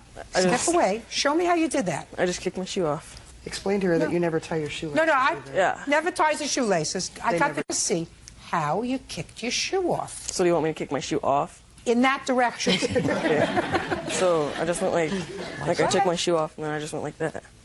Only like a lot harder. No. Get your shoe. Go back to where you were. I don't want you to say to me a little harder. I want you to show me how you kicked the shoe off. And you kicked it in that direction. Yeah. Which was his direction. Yes. Because he had gotten you out. Yes. Step back next to your mother. So you kicked it in his direction, out of anger. That's what you just told me. You were mad because you got out, and you kicked it hard. It wasn't that it fell off. Right? Yes. Well, Miss Edwards, Mr. Edwards, who do you think is responsible? Well, at the time of them playing, sure, he was angry he was out. There's no malicious intent of aiming or directing it right Yes, at there was. He didn't direct it at the moon. He directed it in his direction. At the direction of the wall. I wasn't there to know if he was in the direct line. That's where he was. Your son's not blind, is he? No. So he saw, as he was kicking his shoe off, in anger, that he was kicking it in his direction. Do I think that he intended for him to have a shattered eye socket? No. No. Do I think that he intended to connect with him with that shoe? Absolutely. Right? No. No, that's a lie. Because if you didn't intend to connect with him, then you would have kicked your shoe off in the opposite direction. Could have done that if you just wanted to blow off steam. And just miraculously, you kicked your shoe off in his direction, hit him, and he was the person who got you out. You think there's that kind of serendipity in this world?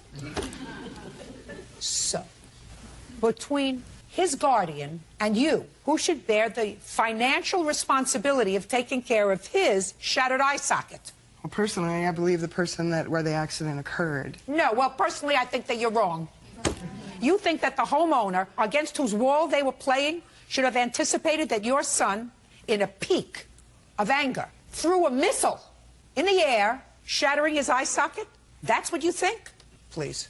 You better start teaching your son better lessons and set a better example for him. because you're supposed to take responsibility for the bad things that you do. You did a very bad thing.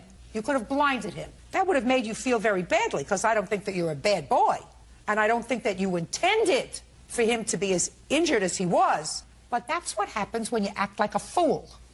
That's what happens when you use your temper. You get it? Yes. And I guarantee you, if you had been on the other end of that sneaker, your mother wouldn't have said to me, I think it was the person whose wall they were playing against is responsible. She would have said, he's responsible. No, I would have felt that I was responsible. Oh, Just because he's been injured many times, I've never sued anybody for that, that's all. Well, I want you to tell me, how injured was he the last time he was the most seriously injured he was in his whole life? He had a concussion, rushed to the emergency room. Yeah, how long did he stay there? Overnight. He have surgery? No. Not that time. Well, when did he have surgery as a result of being injured? Well, over his course, he has like a frequent visitor card at emergency room from being a klutz, being involved in things. Oh, we're not talking about being a klutz. We took our When you had the responsibility. concussion, how did that happen? I was playing baseball and I threw the ball and the batter hit it back and it hit me in my temple. During the course of the game? Yes. Well, this wasn't during the course of a game, Miss Edwards. He was out. He was angry. That's a big deal. Had no case. His son was in the midst of playing ball game. This game was over for him. He was angry. That, honestly, Judge, I didn't know. This is the first time I heard that. Oh, well, when that's they came to our home. Just a second, Miss Edwards, different story. If your son said for the first time today that the reason he kicked off his sneaker Was in his because he was direction because he was angry, then I take it back. Then you have the right to say, I didn't know that. I didn't know. Well, now you know. What were the bills? $2,044 for the medical bills. $2,044 for the And medical $500 bills. for the pain and suffering. That's a bargain. That's a bargain. You can't do that. You understand? There's no question. Now your mother and your father know that when you were put out of this game because he was successful and you weren't, you reacted by getting angry and by hurting him on purpose. I didn't do it You on didn't. purpose. Yes, you did. You didn't mean to cause as much damage as you did, but you kicked your shoe on purpose. That's no different from somebody taking out a gun in the middle of Times Square and shooting it like this and getting somebody in the eye socket and saying, well, I was just shooting that gun. I didn't mean to hurt anybody. Do you understand? Yeah. You're just as guilty. That's an assault. What you did was cause really serious injury. And you're very lucky that she didn't know that at the time, and your mother didn't know that at the time, and the police didn't know it at the time. Because if the police knew what I found out today, that you intentionally kicked your shoe off because you were angry, that's a felony if you cause him permanent injury. Do you understand? The police didn't know, Judge. I'm sorry. You just said to me you didn't know. No, I didn't know, but she did go to the police. She may have gone to the police, madam, but you would have known it if somebody asked that question, the questions that I asked today, and they knew that he intentionally, because in your answer you say his shoe flew off. Well, that's not what happened. He kicked it. And I made him show me how hard he kicked it. And he kicked it off hard because he was angry. And if the police knew that and knew that he caused serious physical injury to this young man, he would have had a felony record. No question. Judgment for the plaintiff in the amount of $2,500. Thank you. Thank you. Pardon, sir, excuse, you may step out. It wasn't actually a total accident, so I'm a little shocked. Yeah, it was the whole truth. I think he didn't mean to hurt me as bad as he did. I just hope that he's okay, that he will be. The calendar in the matter of Bossert versus Bossert. Thank you. You're welcome, Judge. Parties have been sworn in, Your Honor. Work, and your wife gets home from work, and you got a built-in 24-hour slave Judge Judy continues in a moment. because you paid her no wages. That's dishonest. You left her with 4 children for a substantial portion of the day and didn't pay her. And later today, The car got damaged. Somebody has to be responsible. You say Bossert claims her cousin, Jay Bossert, and his wife, Hillary, shortchanged her for babysitting fees. you took advantage of her. It's just sad it came down to this. It hurt our hearts really bad. Family's family. You gotta forget. With my aunt getting into it and my wife and them arguing and fighting, you know, I just trying to stay out of it. Gutowski versus Gately Creason. Step forward. Mary Gutowski is suing Sherry Gately and Lynn Creason for damage to her car accidentally caused by their children. Now, you hit the back of her car? No. Okay. Is the dent you're talking about right below the window? Yes, ma'am. Yeah. Okay. Would you please, Bert, show this photograph to the 2 parents? You may step out.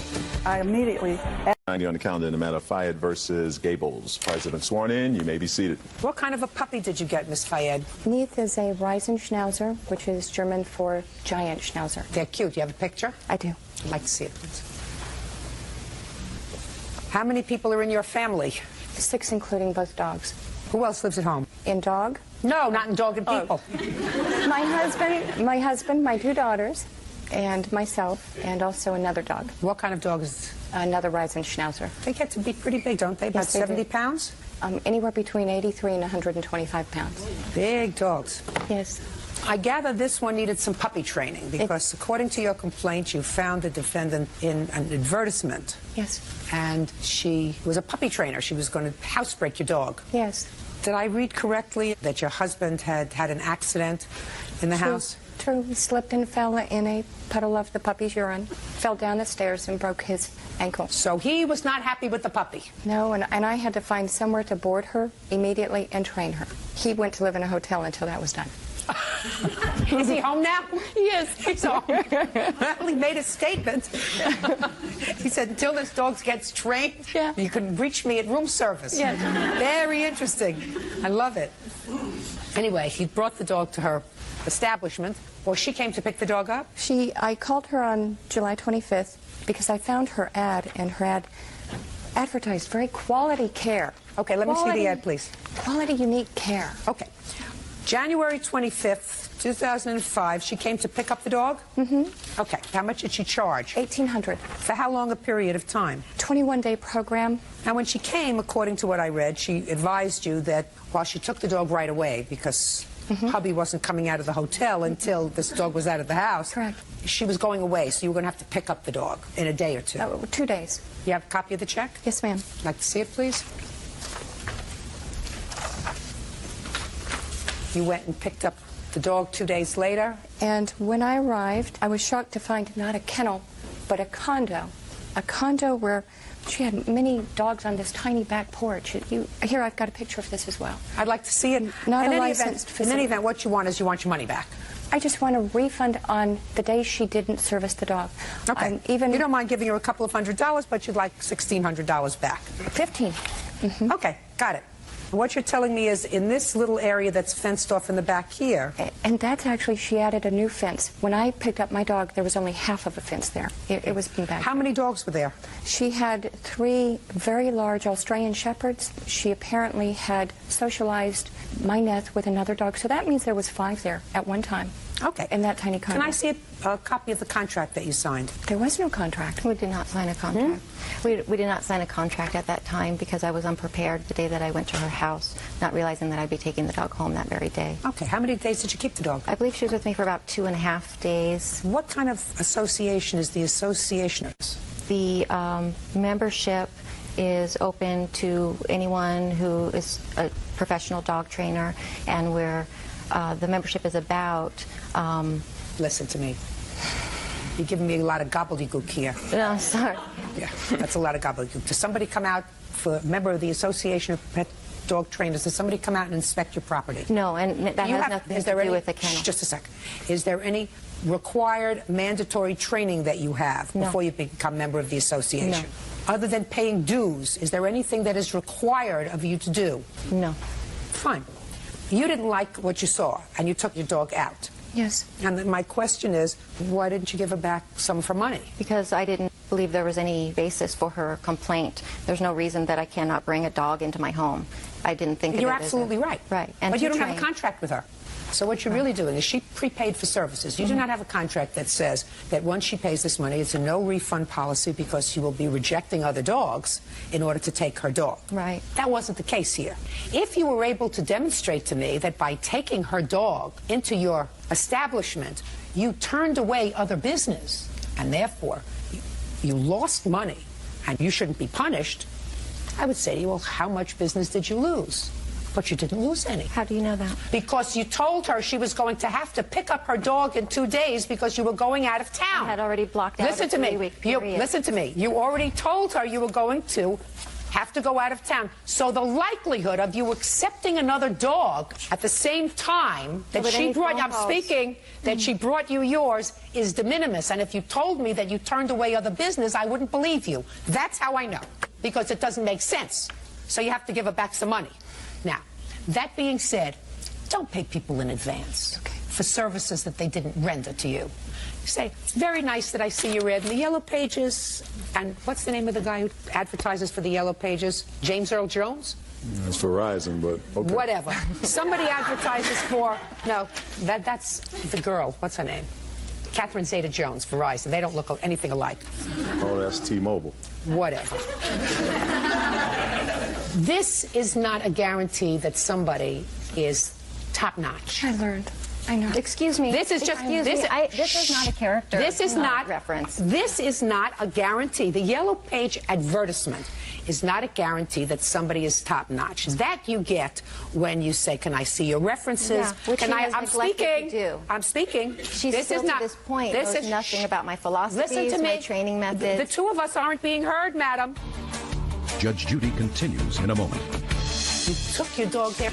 Says dog kennel owner Gina Gables owes for a refund of her fee.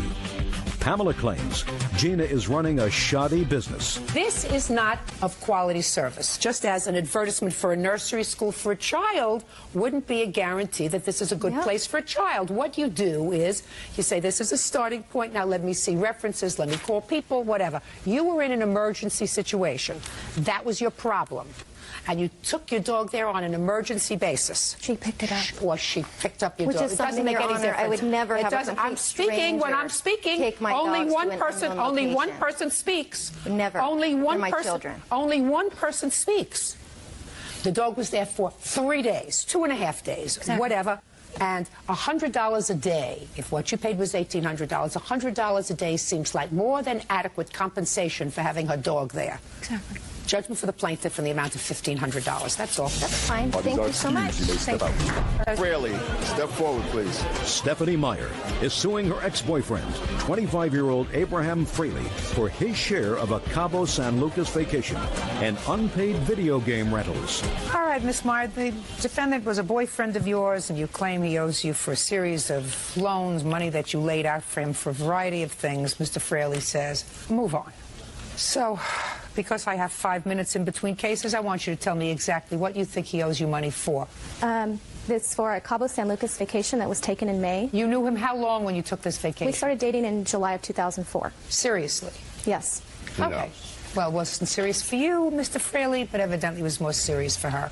Now, tell me what expenses you had and why you think he owes you for any of those expenses. In Abraham's and I's relationship, we split everything 50-50. And did you live together? No, thank goodness. So you mean when you went out for dinner, if the bill was $10, you gave him $5, or he gave you $5? He would treat, I would treat. Just a minute. That's not 50-50. What you said was sometimes you paid and sometimes he paid. It was not written in stone. No, then you went away on vacation. Tell me about the vacation. A coworker, a friend of mine, has a timeshare in Cabo San Lucas, and she couldn't use it, and she offered it to me, and I thought it sounded like a great idea. As well as her friends. And so I asked Abe if he was interested in going. He thought it sounded like a great idea, and I also asked another couple who are friends of mine to go with us, and they thought it sounded wonderful too. And it was going to be split 50-50, and I had a verbal commitment from Abraham that that's how things were going to be taken care of. What expenses did you pay for? Airfare. So you put the airline tickets on your credit card? I did. Let me see them. Your Honor, may I say something real quick? In a second. Okay. This is the Everybody document has a turn from here, sir. Expedia. But we do it in an orderly fashion.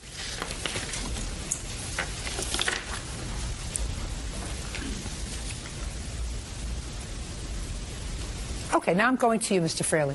Cabo St. Lucas vacation. Cabo San Lucas vacation all started when she came to me. She is a flight stewardess for an airline company, and she tried to put me on her benefits at a previous time when she invited me to go to Hawaii. Just answer my question, Okay. sir. Yes, all ma'am. right? You know, try to stay focused and stay linear. Okay. We decided to go to Cabo San Lucas. She planned the trip on her benefits. Upon receiving notice a week prior to the vacation, she purchased tickets without me knowing. She then said, well, don't worry about it.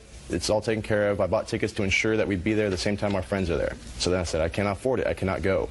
So I declined. I said, I cannot make it. She said, don't worry about it. I'll take care of it. If you can't afford it, you can just pay me back here and there and whatnot. So I said, okay, sure. So based upon what you tell me, sir, there was an agreement to pay her back, but there were no fixed terms. There was no fixed terms, no, ma'am.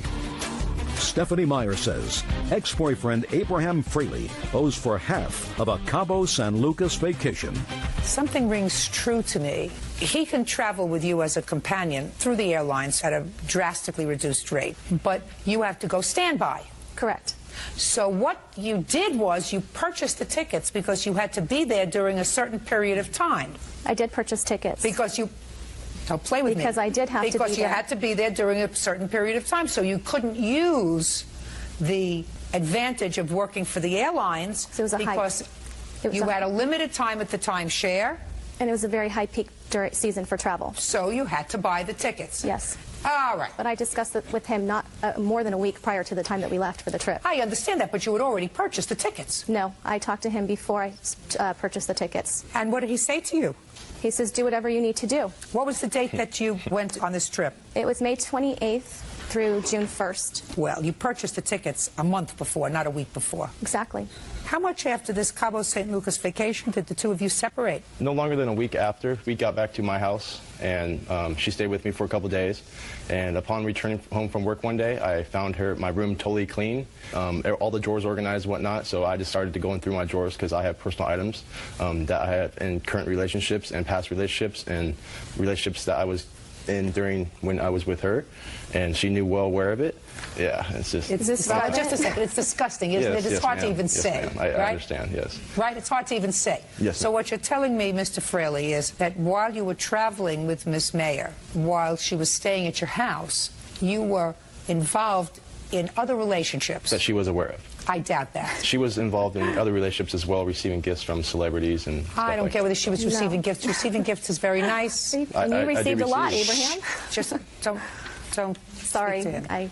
Listen to me very carefully, sir. Yes, ma'am. Boys and girls are different. It's not just what you can see that makes them different. That's the way they are. It's in their head. Yeah. I guarantee you that when she went through your room, cleaned it up, and tidied up your drawers, she wasn't doing it, and then leaving you that afternoon and going and fooling around with somebody to get a present. You cannot, however, say the same for you. Got me? Yes, ma'am. Let us not, Mr. Fraley, play with each other. Okay, I did get home from work, returned from work, found my room clean, and I then confronted her. Is there anything that is missing from my room or that you found that I should know about? She then denied everything, and then I called her bluff, pretty much. And you told her to leave? I told her to leave. Okay, good. Step. Fine. So. And she never returned the items. Okay. Do we have a counterclaim here? We do not. What else do you owe her for the trip to Cabo? Nothing. And you gave her some money. I did give her. How much did you give her? I gave her a total of $250. Good. What else does he owe you from the trip? Don't nickel and dime me, madam. I don't like it. How much does he owe you for the trip? There is expenses that were placed on my credit card. I don't care about that. That was a bar tab. Listen to me. I don't care whether you put a bar tab on your credit card or you paid for a meal. That was something that, according to you did back and forth with each. Was the timeshare? $500 split 4 ways. Okay. That would be $125 each. Did you discuss that with him? I did. Okay. As far as the meals, he came with no money except $200 for this trip. Those are meals that you purchased. And he also... That's your problem. Okay. Okay. You want to do that, you do that. Okay. Girls have to be smart. They have to think why with I'm here, not with here. When you think with here, there's always a problem. All right. You have something else here about some video rentals. There's also actually a trip to New York that we took together. When? In September? Yes. The end of That was September. after Cabo. Yes. Your Honor, may I speak, please? She didn't speak yet. She didn't tell me what you owe her for. This is my payroll statement showing the deductions made. What did you go away with him in September for after he left you for another girl? I'm speaking. Yes, ma'am. What'd you go away with him in September for? We were still in contact and still spoke to one another because obviously we're in contact because he still owed me for the Cabo trip. Listen to me. Okay. I don't want to hear you. You're irritating me. Okay. She may find you attractive. Your other girlfriend might find you attractive. I think you're a doofus. Thank you. He was dishonest with you. He didn't pay you what he was supposed to. And you still went away with him again in September. And I don't understand why. Let me explain this to you. Then do it fast. I have other things to do. When I returned from Cabo San Lucas, 4th of July weekend, I found out that I was pregnant. So? We were trying to decide what we were going to do. We decided to keep the baby, and we were going to work things out. He decided that he wanted to be with me and that he had ended the relationship with the other girl. She decided that. So I had a trip to New York on my schedule. You're not only a doofus, sir, you're an annoying doofus. I let you speak. I understand. 2 women may be fighting over you. I guarantee you it's not going to be 3. Listen, you took him to New York, you bought him a plane ticket for $99. Chalk it up to your stupidity. He traveled on my benefits. I don't care whether he traveled on your benefits or you bought him a first-class round trip. He was dishonest with you. You knew at that time that he had another girlfriend who, according to you, was also pregnant. Found out. So if you're thinking with this and not this, don't come here and annoy me. Can I explain? I don't want to hear it anymore. Really, you know, sometimes it's embarrassing to me that women act it's like such fools. And sometimes I would say, you know, when you act like a fool, I wouldn't want to broadcast it to the rest of the world. Anyway, he owes you $230. The rest of it, chalk up to a bad relationship and bad judgment. That's all. Take him out. She's very sad. Ms. Batista, the defendant is your former boyfriend. You have 1 child together, a daughter, and you claim a series of loans to him and some money that he owes you. You claim for living expenses. Mr. Wilson says there were never any loans and never any agreements to pay you any money. Did you have that? Yes. From when to when? February to November. I gather from your answer, Mr. Wilson, that you were not living in the same town as Ms. Batista was living in initially. Is that right? That is correct, Your Honor. Where were you living? I was living in California at the time, the Bay Area. And where was she living? She was living in Beaverton, Oregon. Okay. Tell me what the first loan was for, Ms. Batista. Well, when he first moved up here in February, he did leave his business, so we had agreed that I would pay for the living expenses or help support him so that he could get his business started up in Portland. What kind of business are you in, Mr. Wilson? I own a gardening, tree, and landscape service. Okay. Go ahead. But after months of paying all the living expenses and his business wasn't... He moved in with you? He moved in with me in February of '05. I was paying mortgage, food, all the expenses while he was trying to get his landscaping business up. I also bought advertising for his business, equipment, anything to help him get started. A few months went by and nothing, no money, his business wasn't working. So we sat down and discussed a different arrangement because I was going to be on leave without pay when I had the baby. When did you find out you were pregnant? I think the end of September '04. And I told him that I was using most of my savings just to support him. I was paying even some of his bills, truck payments, including, you know, all of our bills. So I said, you know, when I'm on leave without pay, I'm not going to have any money. I'm using my savings right now. So he agreed during the time when I was on leave without pay, he would pay for our living expenses. He told me at that time if his business was not kicking off, he would get any type of job that was available to be there for us. Okay, so? That didn't happen. So I continued to pay the bills, and I ended up having to cash out some Nike stock to, you know, continue. We talked about it again, and he did get a couple jobs, tree jobs, during this time, so that made me hopeful that it was going to continue. But it was nothing you could count on. It was just sporadic, and we argued a lot about him just getting a regular job where there was some consistent income. But that was an argument that went on for about a year. It went on for a long time, yeah. Okay. So when I went back to work, I ended up taking 2 months of leave without pay. I was going back to work, and then the baby would need daycare. So we sat down again, and at this time, he finally did get a job. And I was making considerably more money than he was. So we decided I would continue to pay the mortgage and all the bills if he could just take care of the daycare. That's all he had to worry about was the daycare. He agreed, and what ended up happening was he worked at his job for, I mean, maybe 2 weeks. And it was too hard. It wasn't paying enough. And so he quit. So I ended up paying all the daycare. This was pretty much the last straw for me, so I asked him to move out of the house. What does he owe you money for? Well, I believe he owes me money for the time during when I was on leave without pay that he had agreed to take care of the living expenses. I also think he should help me with the daycare bills because that was another arrangement we have. And then I have medical bills from the birth of my daughter, which we had discussed that at the very beginning when I got pregnant, and he said he would absolutely help with that. I mean, we were talking about getting married and being together, and I did mention at the time that I had insurance, which, you know, that was a good thing. And so when the bills started coming in, his response to me was, but you told me you had insurance, so why are there bills? Is this your only child? No, I have a 14-year-old daughter. She lives with you? Yes. What else does he owe you for, Ms. Batista? That's pretty much it, except for when I finally asked him to move out of the house, his response to me was, this is my house, I'm not leaving. And A, I don't have the money to get my own place. He's approached the idea of, why don't you give me the money to move out? and then I'll be out. I was told I'd have to take him to court. We were arguing in front of my daughter.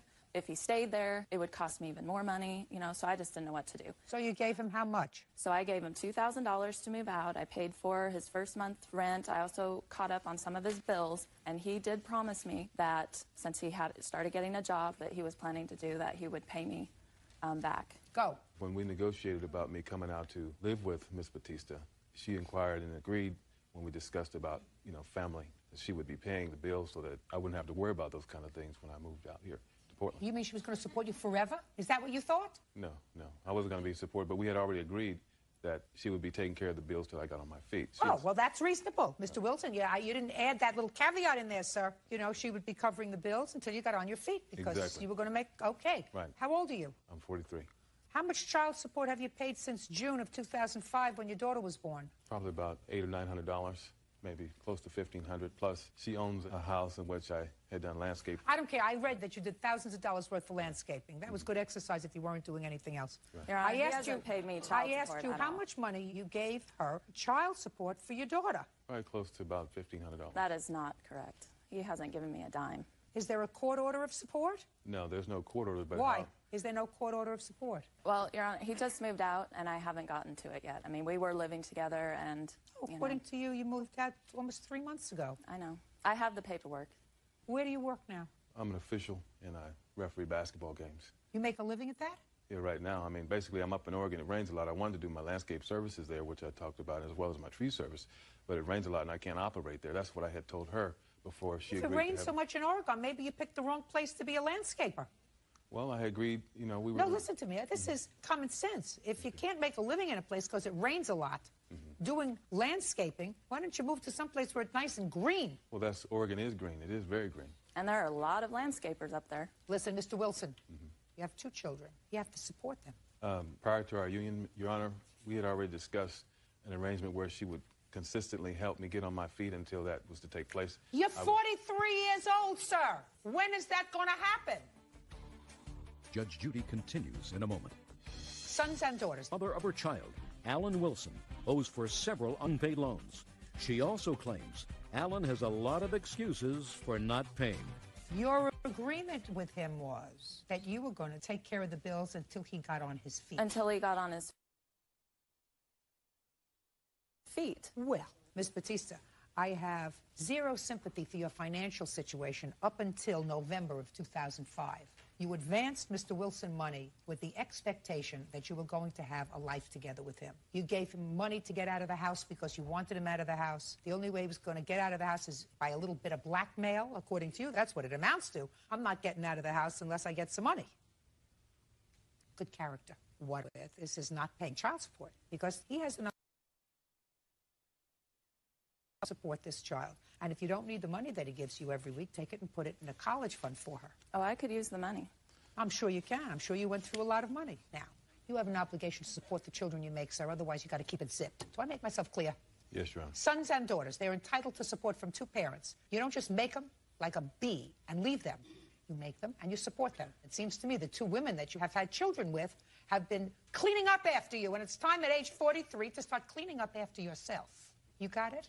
So, Miss Batista, I don't think he owes you a dime for the money that you laid out to support him and to feed this 43-year-old hulking guy. But I think that you best get yourself quickly and take those papers that you have not filled out yet and go into family court and get an order retroactive, and you have to ask for a retroactive order, to the birth of your daughter, including whatever unreimbursed medical expenses you had for her, and file those papers and have them served. What about the verbal agreements we had? He said he was going to pay for the bills when I was on leave without pay. I know.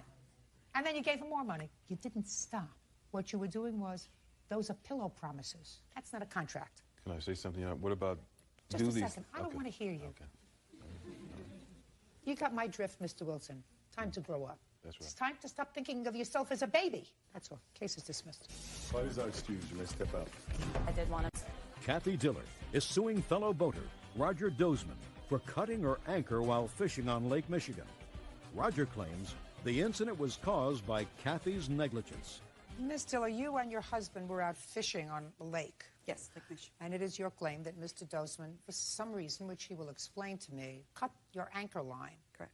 I've read Mr. Dosman's answer, and the best I can get out of it is that your boat was annoying him. And that was the best way that he came up with to sort of resolve the situation. Now, what size boat do you have, Miss Diller? It's an 18-foot low fishing boat. And where were you fishing? It was off on the east side of the pier on Lake Michigan. How long have you and your husband been fishing? Probably off and on for 15, 20 years. Tell me what happened. The first time that we were anchored, their boat came close to ours. How big is your boat, Mr. Dosman? My boat is a 25-footer, and Okay. I have pictures of it, Your Honor, if you'd like to look at it. No. Okay. Go ahead. And so pulled up anchors, repositioned to a different part of the lake, and re-anchored again, started fishing. This happened the second and the third time, both the second and third time. Don't speak. Sorry. You will have an opportunity to tell me your side of the story. Now, when his boat came by the second time, Miss Diller, uncross your hands. When his boat came by the second time, did it touch your boat? No, not the second time. So then you repositioned the third time. Right. What happened the third time? Again, their boat came at us very, very close. Was it drifting or was it? It was drifting. The current was moving it. Moving, as It boats was do with the moving, but tide. certainly you could steer it away from another Right. boat. Did you see what Mr. Dosman was doing on the boat? I didn't see him drinking, but I did see the woman on the boat. There was a bottle of some type of alcohol. And I wasn't asking you whether he was drinking. I don't know if they were fishing poles out. Fine. So the third time moved again. And sure enough, looked to the right, and it was just virtually coming right at us and stuff.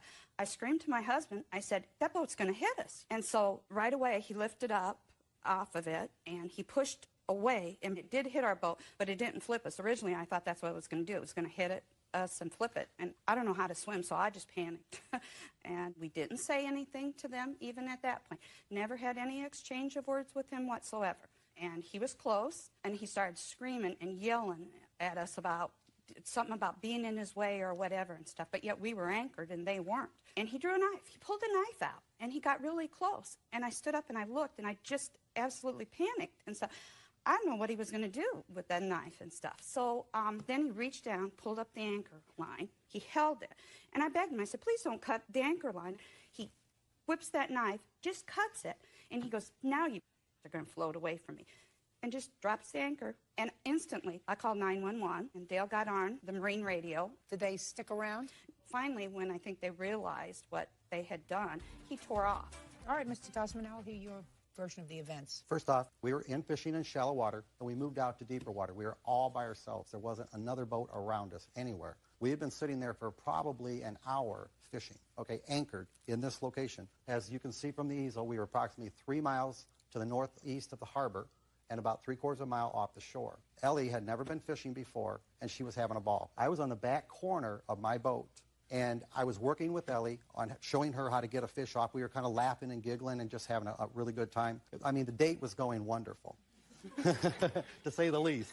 And then all of a sudden, we felt a jostle on the boat, and that's when I saw a smaller fishing boat, and they had pushed off the front of my boat. And I figured, well, somebody was drifting, and maybe they just got a little close and they pushed off. There was no damage or anything, but there was a jostle. The next thing I know is I'm back with Ellie, and I'm working on, getting this fish off and getting her set up with another minnow to go back down and start fishing. And I noticed that on the opposite side of my boat, where I was fishing, that their boat was now stopped right there. And I said in a very loud voice, I said, that boat is awful close to us. I wish they would move. Never said a word, any other word to those people. And I didn't want to be confrontational because I was on a date and I was having a great time. Anyway, I continued to fish for probably 15 minutes or so. Next thing I know is I caught an anchor rope. And I realized at that time what had happened was that they had come in and dropped their anchor on the port side of my boat and floated around so that they could be almost in my boat fishing. They'd be very close to it is basically what it came down to. I then said again to them in a loud voice, not at them, just loud voice, that you guys are awful close to me. Probably 15 minutes later, I looked down, and their anchor rope was like rubbing on the bottom of my boat, and it was getting dangerously close to my motor. At that time, I looked and I'm going, if this thing gets in my motor, it's gonna suck their boat inside of my boat, and it's gonna cause a lot of damage and everything. I reached down in the water, I cut their anchor rope, and I just let them float. You can't do that, Mr. Dosman. I know. Good. I'm wrong. You sure are. But and I want to Mr. Dosman, listen to me. You know, there's certain things that are common sense, certain things that make sense, and certain things that don't make sense. And if it doesn't make sense, it's usually not true. If it does make sense, it's usually true in the scheme of human life experience. She's with her husband. How long have you been married? 23 years. 23 years. I guarantee you she was not as interested in her husband as you were interested in your date. Correct. I would probably agree with And her husband wasn't as interested in as your date was interested in you. They're interested in fishing. You're interested in a different kind of fishing. So, if anybody was paying attention to what was going on with the boat and the lines and the anchors, my money's on them. Not because you're a bad guy, but because you were more interested in her anchor than you were in their anchor. Do we understand each other, Mr. Dosman? You had no right to cut her line. Because you had no right to cut her line. Miss Diller, you don't get $5,000 because you ruined your day. I hope you had a nice day. I gather that the date was successful and subsequent dates were also successful, that she's here with you today, which is really very, very nice. Have you gone fishing since? No. No. It was not a pleasurable experience for her, the lake-wise. Good. Then I would think about that, sir. Think about, if you love fishing, I would think about that, unless she doesn't mind you going fishing by yourself. For your aggravation, grief, and trouble, Mr. Dosman's going to pay you $300. I mean, all of your actual losses as a result of what he did was $77.50. But I think you have a certain claim for the aggravation of the day, not $5,000 worth. Mr. Dosman, you got to watch your temper, sir. You wouldn't have liked it if somebody did that to you, and you can't do it to them. You had an option, and your option was, at the time this happened, when you first saw them and they were close, you pick up your anchor if, in fact, you were anchored, and you move. But I think that you owe her not only $300, but an apology. That's all. Thank you. Parties are excused. You may step out. I was trying to protect my personal property of my boat. House versus Yaw. Thank you. You're welcome. Parties have been sworn in, Your Honor. You may be seated. Ladies, have a seat. Ms. Greathouse, when did you purchase this jet ski from him? I purchased it on June of 18th, 2005. And how did you find it? I was driving into town one day and... Which town? Into Goodlettsville. Where is that? The outskirts of Nashville, Tennessee. And passed his home, and the jet ski was sitting out front with a large sign on his fence. There was a phone number listed on the for sale sign. I called the number, and Mr. Yaw, of course, answered, and we had a brief conversation about it, at which time he said he was already at the lake that day. If I wanted to take it out for a test run, hook it up to the car, bring it out to the lake, which I did. He told you to hook it up? Yes, ma'am. Is that right? Yes. I guess everybody in Goodlettsville. Yes, ma'am. They're pretty honest. You weren't worried about somebody stealing it. No, ma'am. I had a chain that was false locked on the fence. But you just told her to, come on, pick it up if you want to, and take it out to the lake. Yes, Your Honor. Great. So you did that? Yes, ma'am, I did. And how did it work? Ran fine, ran great. Great. You negotiated a price with him? Yes, ma'am, I did. What was the price? $3,000. She paid you the $3,000? Yes, she did. And you took possession of the jet ski? Yes, ma'am. Did you register it? Not at that time. He told me it did not have to be registered at that particular time. He had already gotten tags for it, and they were current until about May of 2006. Don't you need insurance for these jet skis? I had liability insurance on it, actually, and was going to take it and have it registered to my name, but this How never can you would have have been done. liability insurance if you don't have your name on the title? I don't know, ma'am. I don't know either. That's very interesting. Bottom line is, came up that this jet ski was stolen, and you want your money back. Mr. Yao said that he bought it in good faith from somebody in a parking lot, and go find that person, because he had no indication that it was stolen. So we'll get to that in a second. What I don't understand is, how can you have a jet ski that's not registered in your name? I just called my insurance company. They added it on to my annual fee for the year. They never asked for a copy of the registration or anything with it, so... Then what happened, Ms. Greathouse? I took it in on October 21st of 2005 to have it winterized for the year. And on October 27th, I received a phone call from a Detective Billy, who at that time informed me that the jet ski was stolen. Do you have a police report? Yes, ma'am. I have Can I the see it, police please? report right here. When did you purchase the jet ski, Mr. Yao? It was the 9th of May, 2003. And how did you find it? I'm a contractor, and I'm at the Lowe's of Madison every morning getting materials, loading tools. A gentleman had approached me and said that he had a jet ski for sale, that his tools had been stolen at the Home Depot parking lot, that he had absolutely nothing. He needed to get tools and materials to go to work with, and he had his jet ski there and had it for sale. And I went and looked at it. We came across the price. What was the price? $3,500. Okay. I purchased the jet ski. He gave me wrote out a bill of sale, gave me a registration. You have a copy of that registration? I have a copy of the application No, they took, when I went to the Tennessee Department of Wildlife Resource Management, it gives you your registration. I took the bill of sale and the registration, and they gave me a registration. Can I see it? That's the copy of the application for the registration. I gave the registration itself to Ms. Grayhouse upon purchase. Your Honor, at the time he had stated he purchased the jet ski brand new for $6,000. I also have the proof of how much I paid for it from the state of Tennessee. And also on this, it has a copy of the seller. Okay, that his last name is Franco? I believe so, yes, ma'am. I'd like to see what else you have.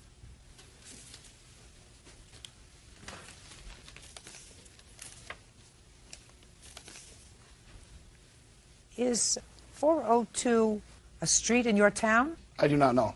Because he doesn't fill in the city where he lives, just a street address. Doesn't that look peculiar to you, sir? That's what Tennessee gave me when I purchased the vehicle, and I had to pay taxes on that amount to get my registration. That's all they gave me. I understand that, sir.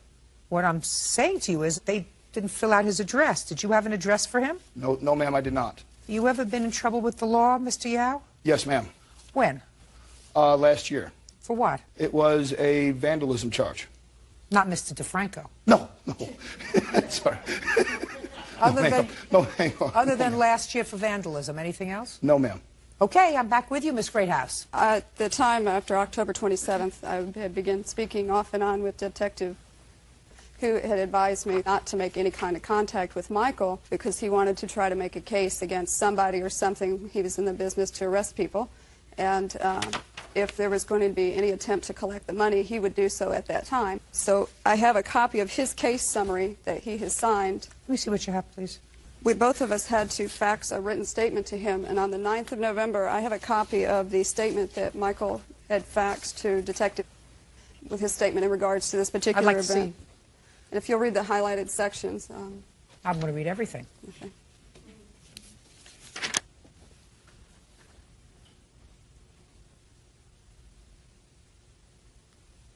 I read it. It just simply states that he has acknowledged the fact that I purchased the jet ski from him for $3,000, and he was going to make an attempt to make that right with me. Well, how do you expect him to do that? You used the jet ski from when to when? From June till October. And you used the jet ski in good... You think... He has a very reputable company in town. I had no reason to doubt anything that he had told me at that time. I have no reason to doubt anything that he had told you either. I think that he was taken just like you were. That's a possibility. Oh, there's no question about it. I mean, I read the police report, and the actual police report, which you don't have underlined, says At the top that I'm speaking, says that according to their investigation, this jet ski was stolen from a truck delivery as new from Polaris in Memphis in November of 2001. Judge Judy continues in a moment. How could he have it for 2 to 3 years? Sold a stolen jet ski by Michael Yaw. Michael claims he is also a victim. Now, Mr. Yao did not register this for himself until May of 2003. Is that right? Yes, ma'am. We're talking about a couple of years later. Somebody had it between the time that it was stolen and the time that he took possession of it, because there's nothing that he had possession of it before this. I understand that. You understand? Yes, and he paid for it. He told me he purchased the jet ski new for $6,000, So and what? that's discrepancy. So what? I don't think that he told you that. I think that he said that it was worth $6,000. Miss Kathy was with me as well. He has to have knowledge that the jet ski was stolen, or he has to have what amounts to knowledge, which means that, let's say, he bought this jet ski from a man in the parking lot for $200, and the jet ski was worth $6,000. I would impute to him the knowledge that he's getting too good a deal, and that he should know that the jet ski was stolen. Now, had you looked at jet skis before? Not many, no. Had you looked at any jet skis before? Yes, ma'am. So you know what they were worth? Yes, ma'am. How much was this jet ski worth? Roughly around $3,500. Could it have been worth $4,000? Yeah, I guess it could. Let's say you purchased it from him the exact way that you did, and instead of in October taking it to be winterized, you decided, you know, I've had enough jet skiing. And you sell it to Bird. And he says, good deal, I'm going to give you $2,500 for it. It's worth $3,000. I'm going to give you $2,500. You say, fine, $100. You buy another jet ski. All of a sudden, you find out that the jet ski is stolen. He bought it. You bought it. You bought it. Do you think you have to give him back his money? I do believe I do, because that was my error in judgment. And Michael had agreed to pay me my money. I even spoke with him after they had considered it a closed case on the incident. He agreed to pay me $1,500 between Christmas and New Year's and another $1,500 by the end of January. I had not heard from him by the first week of January, so I called him again. And due to a problem that he had last year, he said he was not able to make payment at that time. He would pay me if he could, but he couldn't at that moment. Did you agree to pay her for the jet ski, Mr. Yao? I told her I felt sorry for her, and if I could do anything for her, I would, but I was not in a position to at that time. I said I felt bad. I felt bad. I felt I got taken. I felt she got taken, and the next guy in line would have been taken as well. And I told her I felt really bad about it, and I know I'm in a better financial situation than most of the people where I live, and I told her that if I could help her that I would, and I was not able to. Are you able to now? No, ma'am, I am not. I think that you both got taken. I do. But I don't see any indication that he knew that this was stolen property. Whether or not he knew that it was stolen property, it's still a purchase that I made from him in the amount of $3,000, and I feel that it is, his place to make up for that. When he bought the jet ski, he wasn't out anything. He paid $3,500 for it. He got the jet ski. He got another $3,000 for it. So he's not out anything, and I still don't have a jet ski. You are absolutely correct, except for this. The law says that in commerce, in order for things to go around in commerce, there has to be a certain finality. And unless you can establish that he had any knowledge that this was stolen property, I can't give you a judgment against him, which will permit him to go and try to find Mr. Franco to get a judgment against him, which will permit Mr. Franco to file a suit against somebody else. There has to be a certain finality. The only way that I could find that Mr. Yao owes you any responsibility, any fiscal responsibility, is if he had entered into an agreement with you to pay you any money. And you say you did not. That's correct. Yes, he did. It says in the statement that he would do what was necessary to make it right. That's not what he said at all. Also, and the no, reason that's not what he said. No, listen listen to me. Miss Greathouse, Miss Greathouse, that's not what it says in the statement. Then how did, the reason they found out that it was stolen was because they apparently noticed that there was, I guess, a little VIN plate or something that was supposed to have been on the back of the jet ski. How could he have it for 2 to 3 years and not know that that VIN plate had been popped off, Your Honor? He's a man who's familiar with boating and everything else. I mean, he should have known. Where did it go? I mean, he had a registration for the jet ski. It also had a false VIN number. It was registered under a false VIN number and a false year. He had a registration for it. Look at it. It says 91. Did you have this paperwork? Just the registration. What did the registration say? It said that it was a 91. He told me that there was an error that they had made when he went down and got it transferred and everything, that they would probably fix it when I went to have it re-registered. That's really very interesting. Miss Greathouse, do you see what I mean? If you notice that it was a 1991 date. I had no reason to doubt him. He has a very reputable company in my area. Everybody around town knows him. It says he's a very, very respectable man. He is very respectable. He got taken just like you did. He didn't know this vehicle was stolen. I think that he should. How could he not recognize that Miss Greathouse, listen to me. You can argue with me from today until tomorrow. I think that if he wants to make good on at least part of your money, he should, because if he has a business and if he's in a more stable position to make good, he will. But I cannot give you a legal judgment, because I do not believe that he had any knowledge that this was stolen property that he was purchased. Dismissed. Parties are excused. You may step out.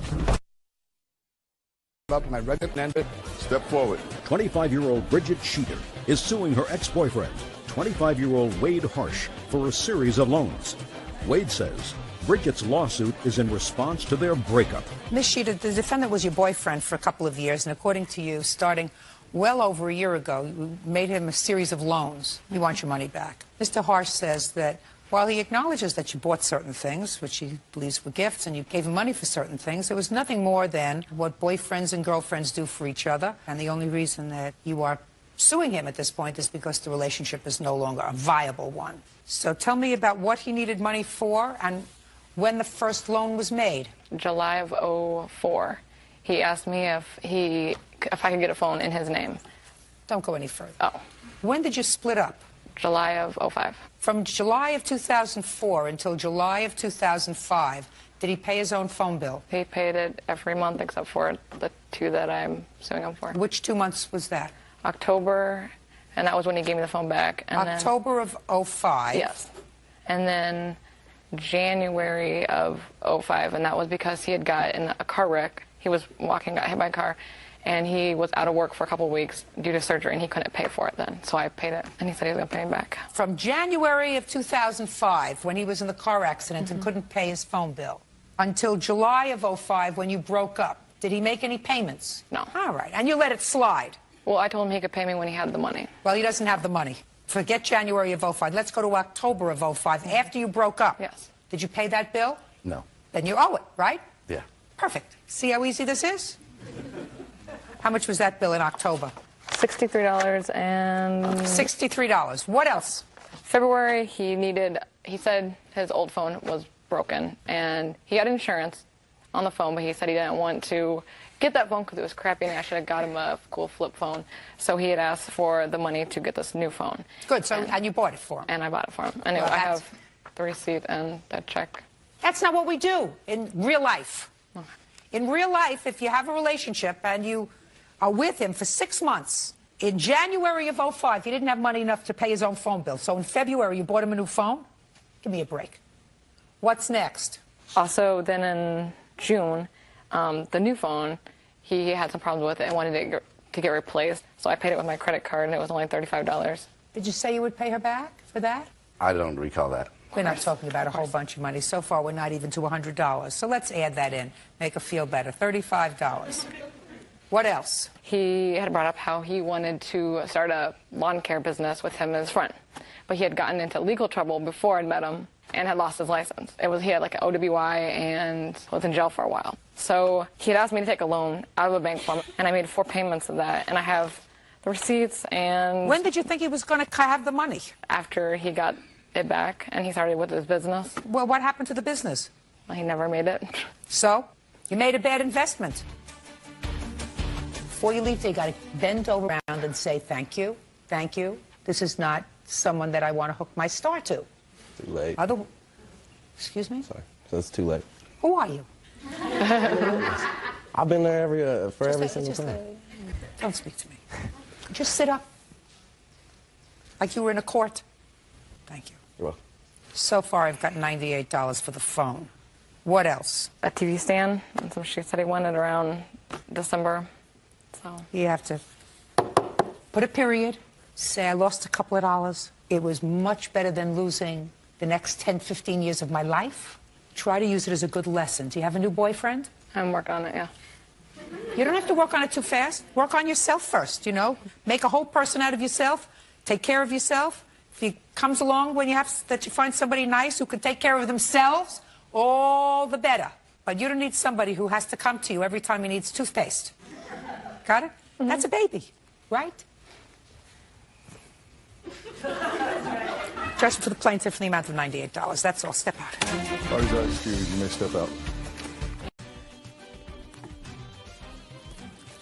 Yeah, this is case number 503 on the calendar in the matter of Rambo versus Godwin. Parties have been sworn in. Judge, you may be seated.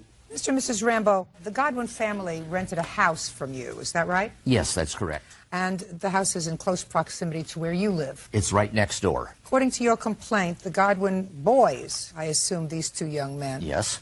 The Godwin boys are responsible for at least once, probably twice, putting soap in your koi fish pond the last time the koi fish died. That's right. And you want Mr. Godwin to be responsible and do the right thing. Mr. Godwin says that the two of you have been harassing them, their family, and their boys. Their boys had absolutely nothing to do with poisoning your koi fish. He is counterclaiming for harassment. How many boys do you have, Mr. Godwin? Just 2, Your Honor. Have any girls? 1. How old is your daughter? She's 14. She giving you a hard time? No, ma'am. Perfect. How many times have you been called to school because of your boys? I've only had a couple of small incidents on the bus. How many times has it been reported that there have been problems on the bus? I think twice. Which boy? The youngest. Raise your hand if you've been a problem on the bus. Both of them, Mr. Godwin. Now, your name? Christopher. Stand up, Christopher. How old are you? Over next to your father. Get your finger out of your mouth. Put your hand down. How many times have you had problems on the bus? Like 2. What kind of problems have you had on the bus? People blaming stuff on me, and that gets People me. blaming stuff on you. What kind of things were they blaming on you, Christopher? Like kicking other people, but I don't kick anyone. Okay. Why don't you come over here so we can talk a little bit closer together, Christopher?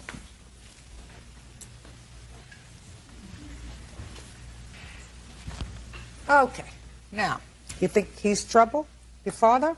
He's nothing compared to me. Turn around, sit right on that chair. Sit up. Turn around. Look at me. Turn him around. That's it. He can do it. He's pretty smart, right? Yeah, I already know my squares. Good. You already know your I know my squares, too. 4 squares equals 8. That's not the question I'm asking you. We're going back to kicking on the bus. Now, your father got called twice. Sit still. Your father got called twice because you were accused of kicking people on the bus, right? Yeah. How many other people were accused of kicking people on the bus? Just you? Yeah, because other people don't like me on the bus. Why do you think that is, Christopher? I don't know. You have no idea? No. And you never kicked anybody? No. What happened when they called your father and told him that you were kicking people on the bus? Do you remember? I got in trouble. What kind of trouble did you get into? I think it was grounded for a day or something. Even though you told your father you had nothing to do with it? Yeah, because they kept coming and coming. Who kept coming and coming? Well, the people kept blaming stuff on me. You mean the grown-ups? Yeah, some grown-ups, some kids, some teenagers on the bus. My dad believes mostly the teenagers and stuff. Because there was a lot of people. Yeah. Now, Christopher, you remember where the koi fish lived? In the pond. Well, I'm asking you. I was never there. Well, they lived in the pond next to Jim's house. Okay. Now you can go sit down next to your brother. Okay. For now. We'll talk later. All right. When was the last time the trouble with the koi fish took place? The last time was on June 6th.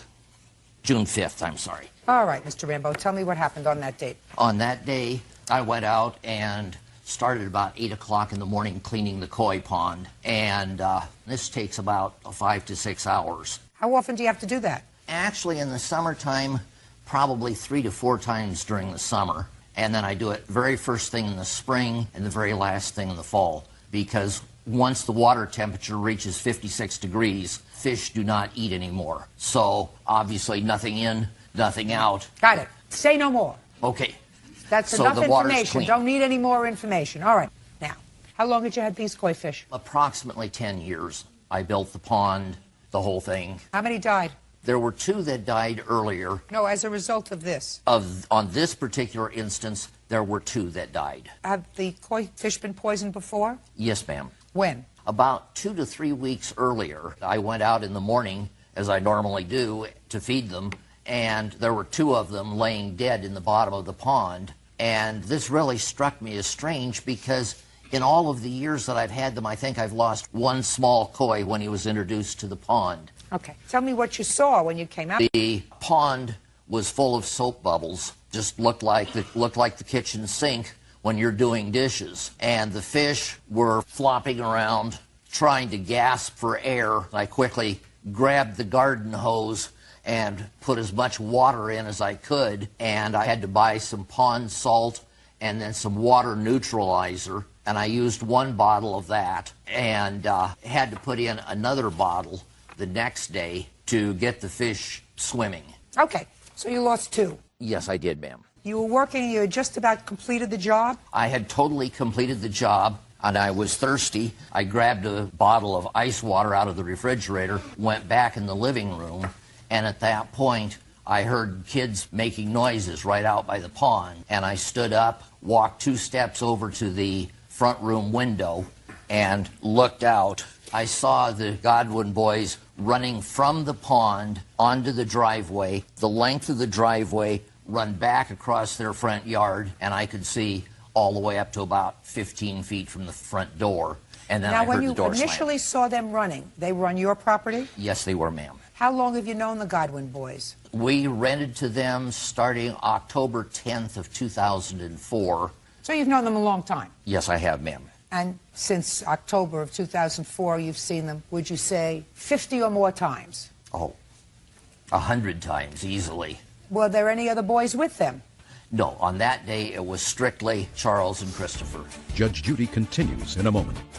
They pulled guns on me. Rambo claimed neighbor John Godwin's boys poisoned their koi fish. John is countersuing for harassment. Now, what time was this, Mr. Rambo? This would have been approximately 2 o'clock. I think it was? I believe it was Wednesday. Is it a school day?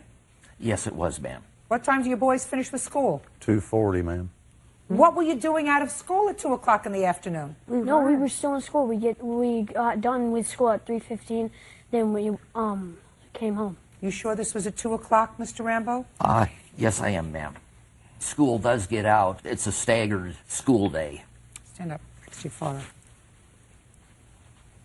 You have a staggered school day? Sometime in June you get out earlier than others? No, not usually.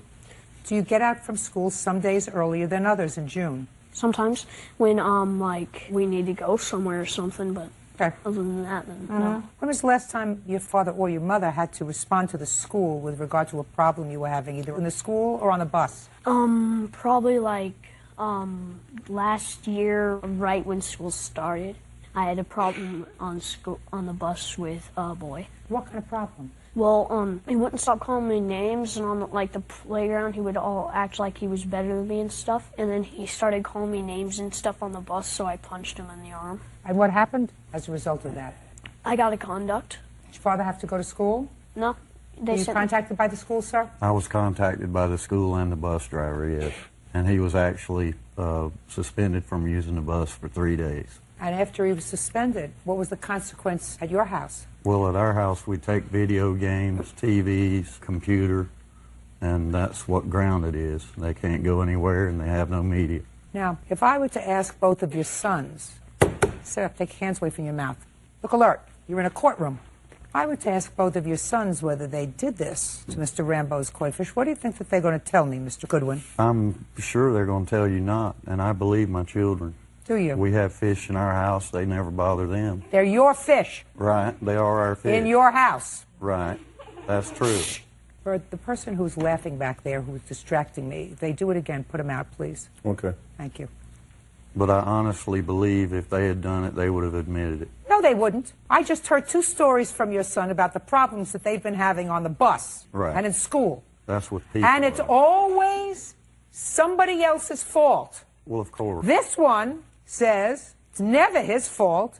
The teenagers are accusing him. The younger kids are accusing him. The parents are accusing him. But it's not his fault. Ever. Somebody else's fault, right? Right. Not at home. This one says, just listen, this one says that the reason he punched somebody in the arm was because they were calling him names and they were acting on the playground like they were better than he is. So it's not your fault, really, because they were being bad to you. You think that they're going to admit to you that they put soap in his koi pond? I'm certain they didn't do it. I'm certain they did. I'm certain they would tell me no. I am absolutely certain that they did it. As certain as you are that they didn't, that's how certain I am that they did. Do you want to know why?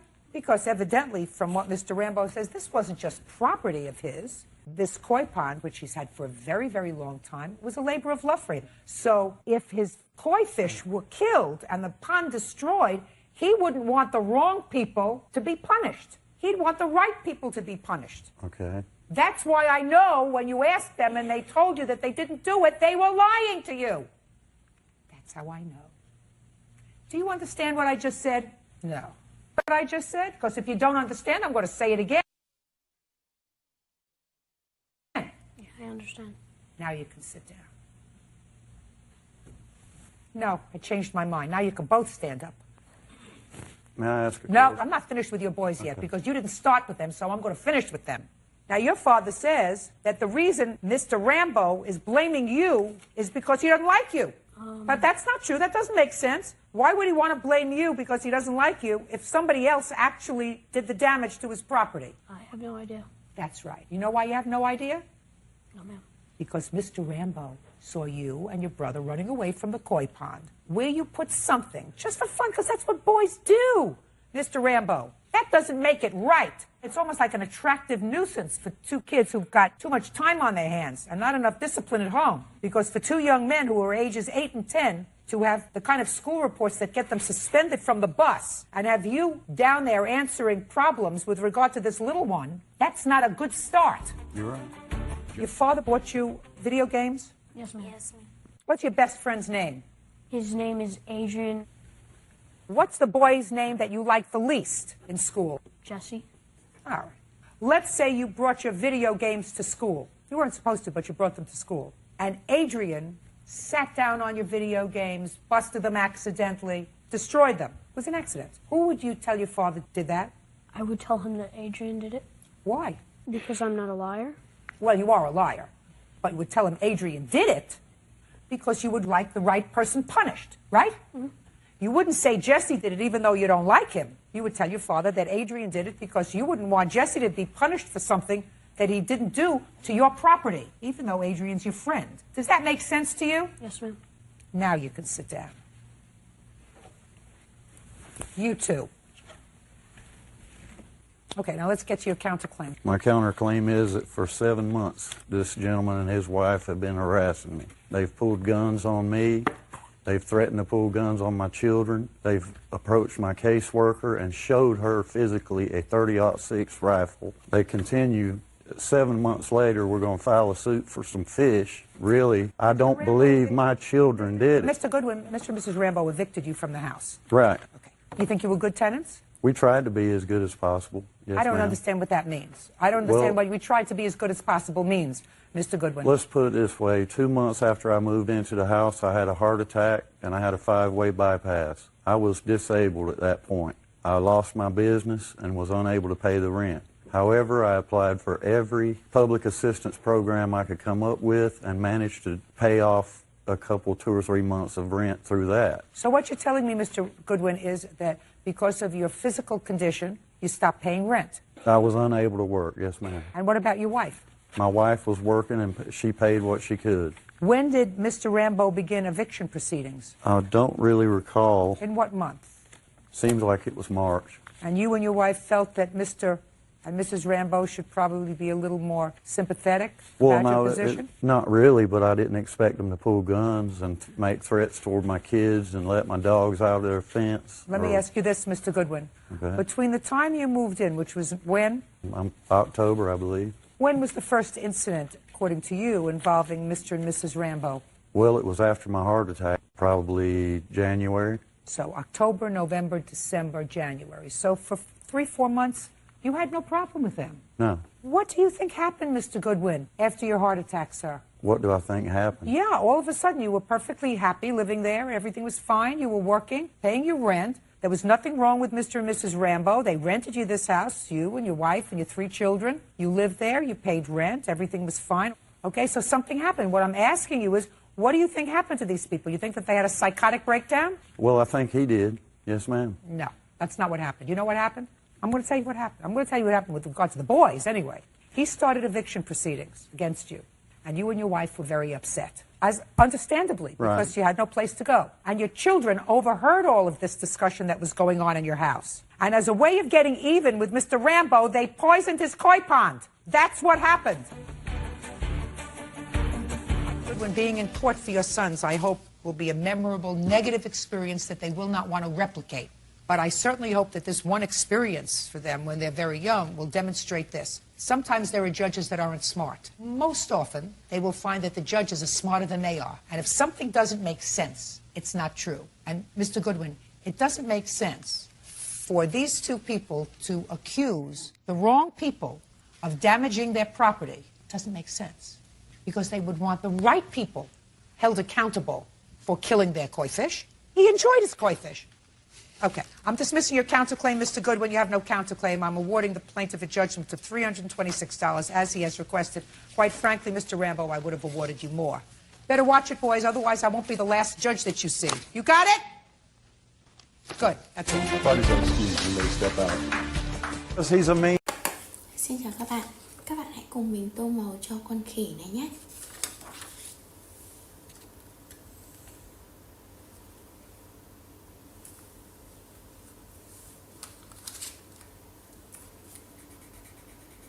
Đầu tiên là màu nâu.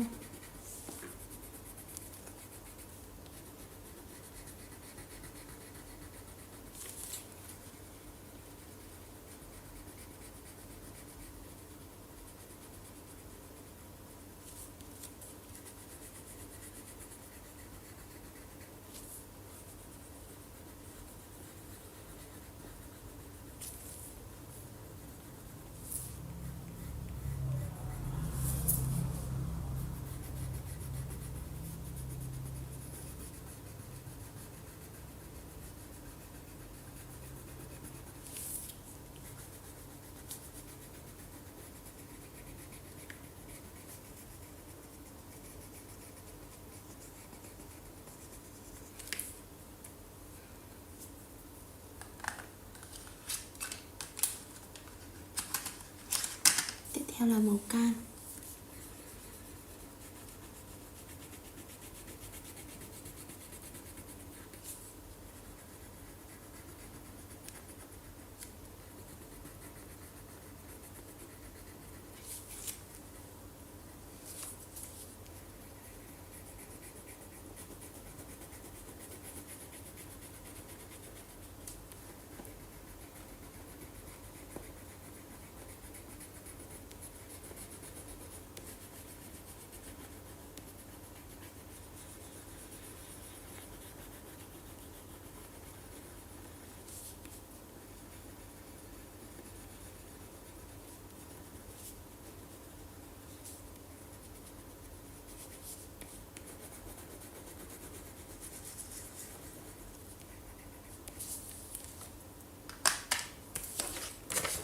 Các bạn thân mến, vậy là mình đã tô xong bức tranh con khỉ.